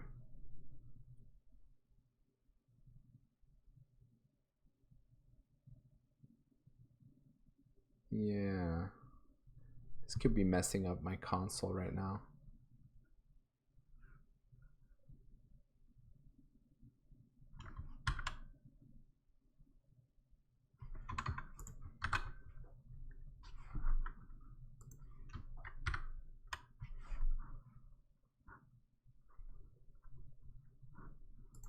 Platform init.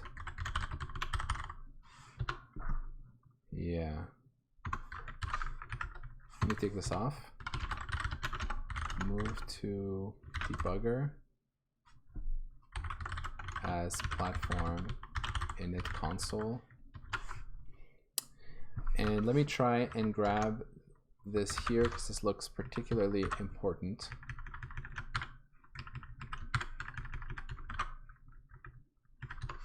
So for now, I'll just say if win32.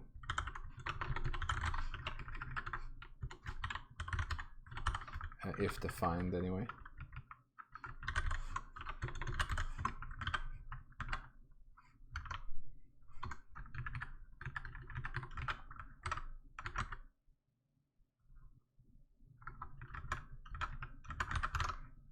It's actually this that I wanted. If def msv, okay. I need these here.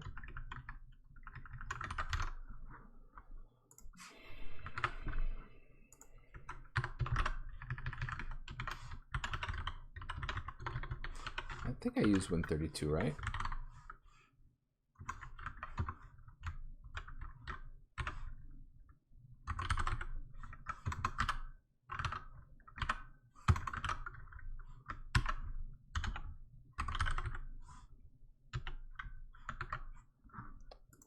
Oh, I have this platform Windows.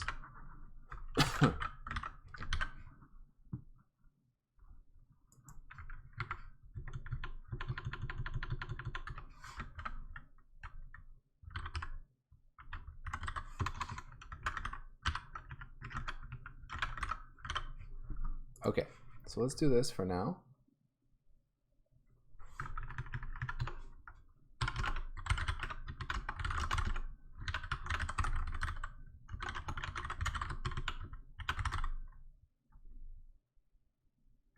I don't know what.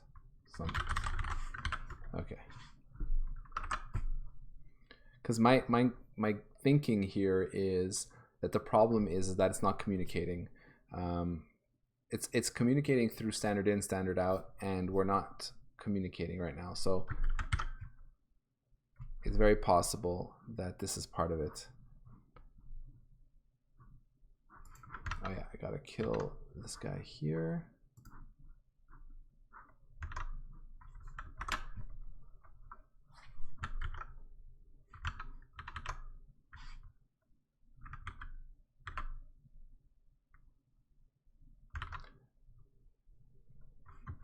The other thing I noticed is I'm not really getting that file that I call DAP log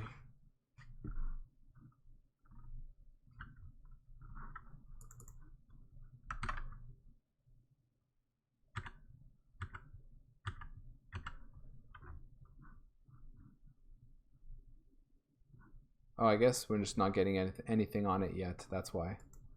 Okay.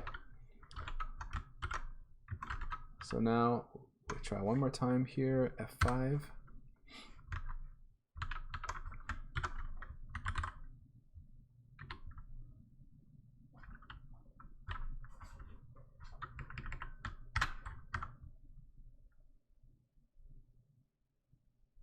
We're parsing RST files. There's always this delay.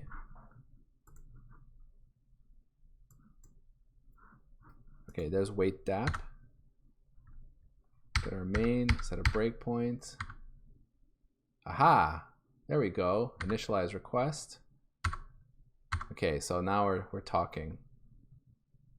And now we say configured fire. So now we get the thread request. Check for breakpoints. Now we have breakpoints, but we haven't received. So I'll take off this breakpoint. Aha, we hit main.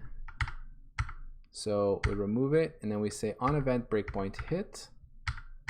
This means we should send the event that we just broke, and at which point it does another thread request, a stack request. So here we're going to get the PC. Oh, this is so exciting. So where are we right now? We're at F19E. F19E. Why would we be here if we were at main? Right?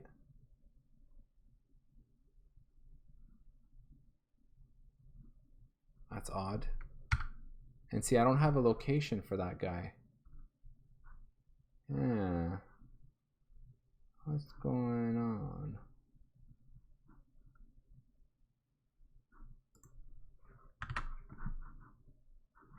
Is it because I kept running or something like that? It's true that I'm not pausing. Let me see here. Yeah, that might be part of it. If I check for breakpoints, and then I keep going, that's not good, right? This executes frame instructions. Right. Yeah.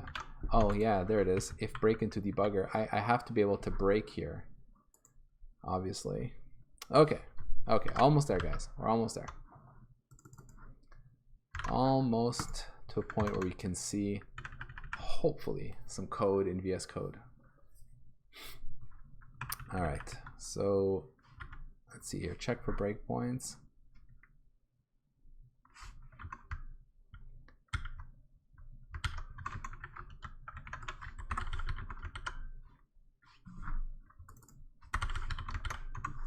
Let me just do something like this. Return true.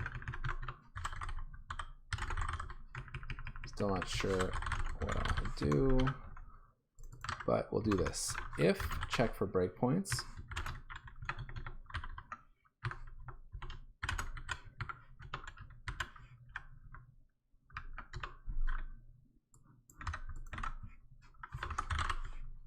And break. Now, execute frame instructions, we need it not to run if we're paused. We don't have a pause state. Basically, in the regular debugger, see, not broken into the debugger. So maybe I do need to do this kind of thing. I'll call it paused.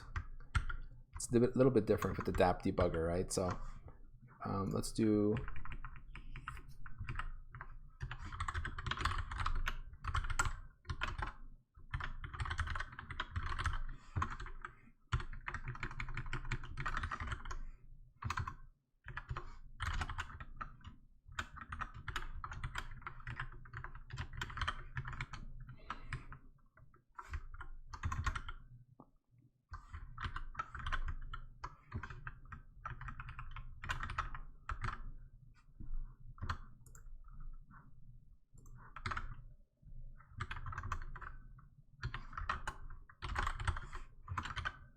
Okay, let's try this.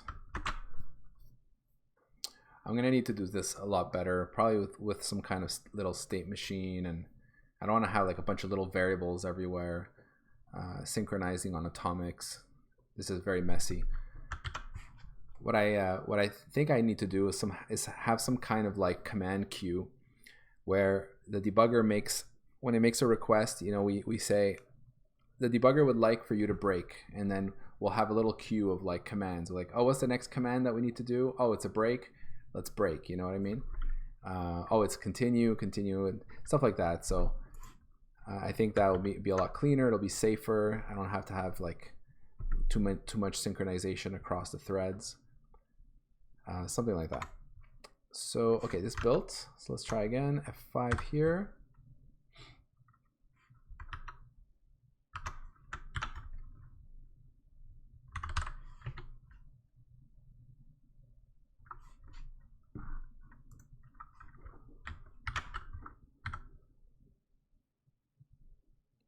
RST parsing.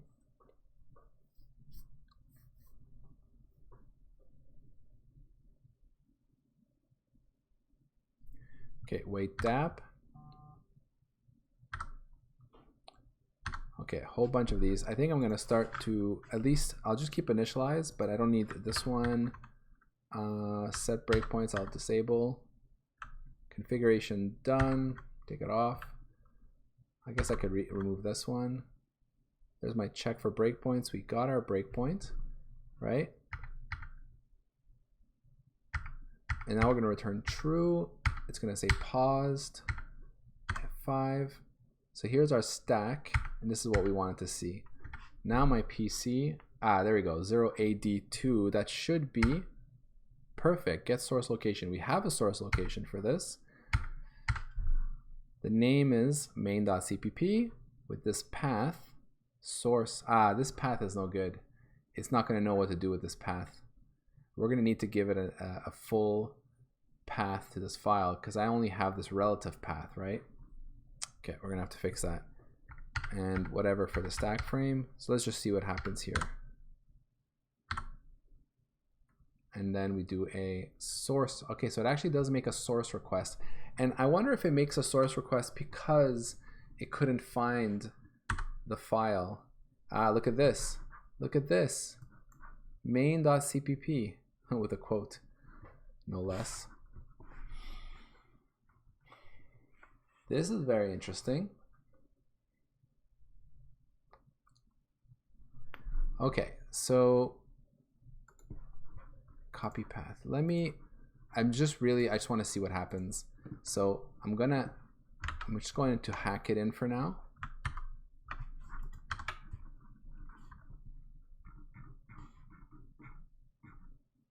We are so close, guys.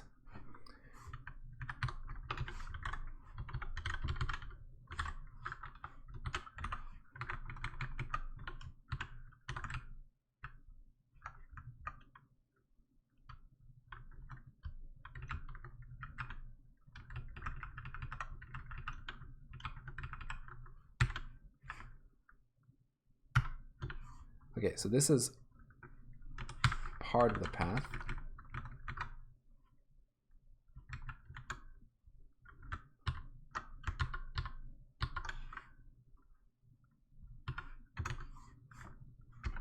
Plus this plus location not file.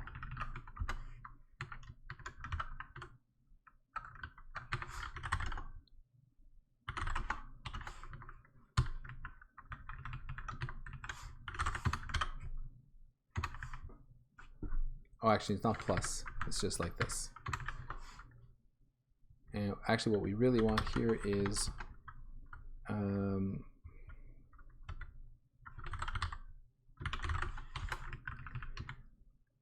so this is not a big deal because we're going to be able to extract the root from the path that we were sent for the the ROM that we loaded.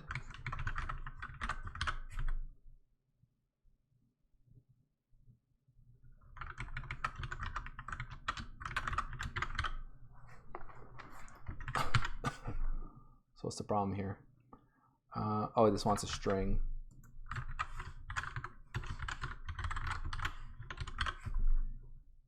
Okay. Looking at the clock, I should be stopping, but I'm too excited.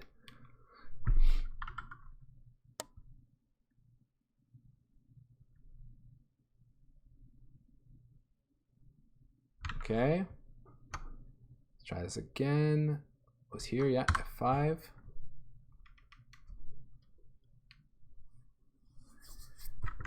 Attach.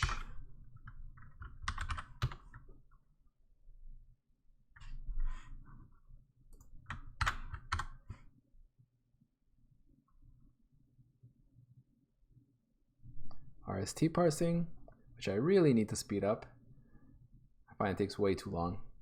Okay, wait DAP. There's that. Initialize. Breakpoint. Okay, here we are. Let me just see what this path looks like now. Path. Okay, so we do need to normalize those braces, I think. We're going to see if VS Code is able to handle that.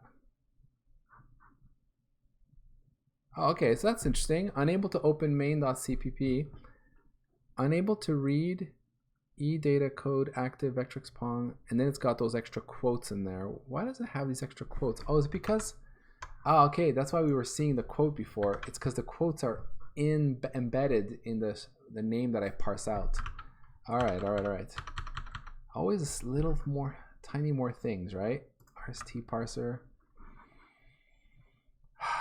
Frustrating. Okay, so let's see. It was this here. We get stabs, followed by 0 or more white space, and then we want to capture inside the quotes, but escaped quotes, of course. Yeah. And let's see if we could fix the normalization of the path here. Is there like some kind of normalization for the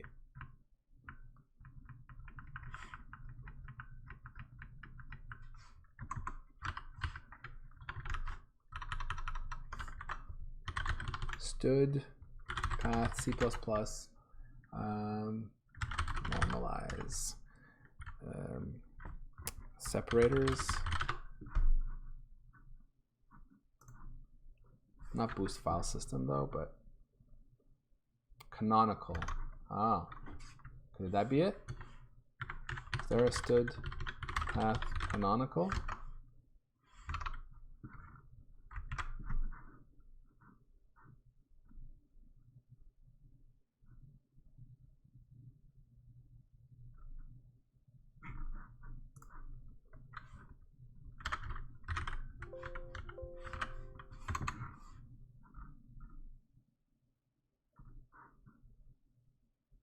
Convert directory separators to preferred directory separator. Is that the one?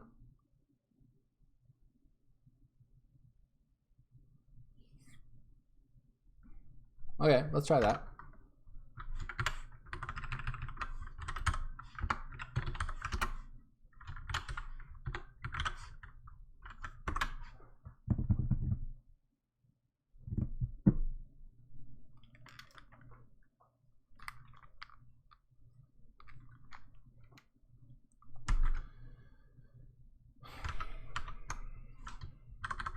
So it's running. Let's kill that.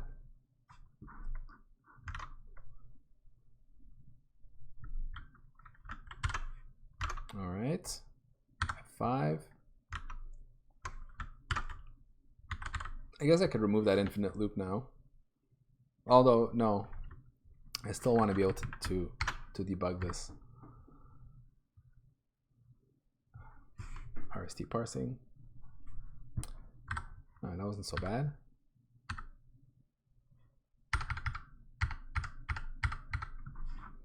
Okay, so now that looks pretty good. That looks like a good path. So let's hit F5. Unable to read and resolve non-existent. What did I get wrong here? eData code active Vectrex Pong source main. That actually looks right. What's the difference in here? E data code active Vectrex pong source main.cpp. Is it the lowercase e? I hope not. That would be crazy. Windows doesn't care about case anyway. Code active. Copy text. Let's just see what's going on here.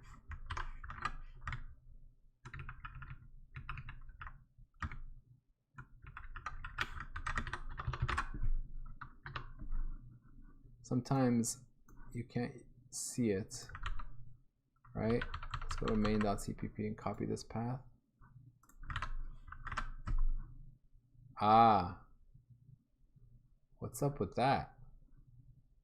What's up with these spaces? Did I put those spaces? I put those spaces, didn't I? Okay. In fact, yeah. Anyways, never mind. Kill that. Save.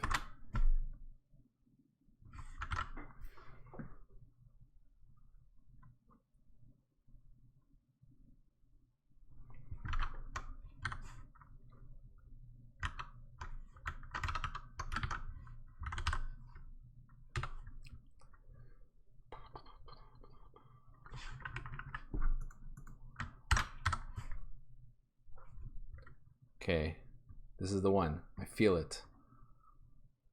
This is the one. Just go.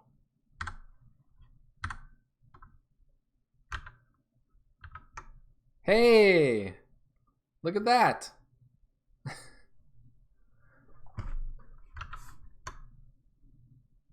Isn't that awesome? Here's Vectrexy running. We're stopped in main. It loaded the file, it highlighted the line, put the little cursor thing. Holy crap. Finally worked. I'm pretty happy.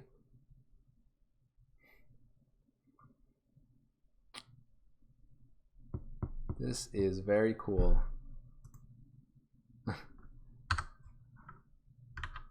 I have to say, this DAP thing is quite cool.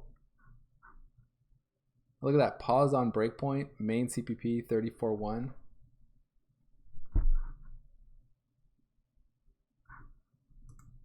All right, this is great. Like, this is such a good starting point for us to continue to develop the debugger now that we actually have this. Like, everything else after this is implementing, right? Being able to set breakpoints, start doing call stack stuff. Oh man, this is gonna be great. Okay, so it is past the time I usually end, so I think I'm gonna call it quits here. So thanks for watching, and I'll see you guys next time.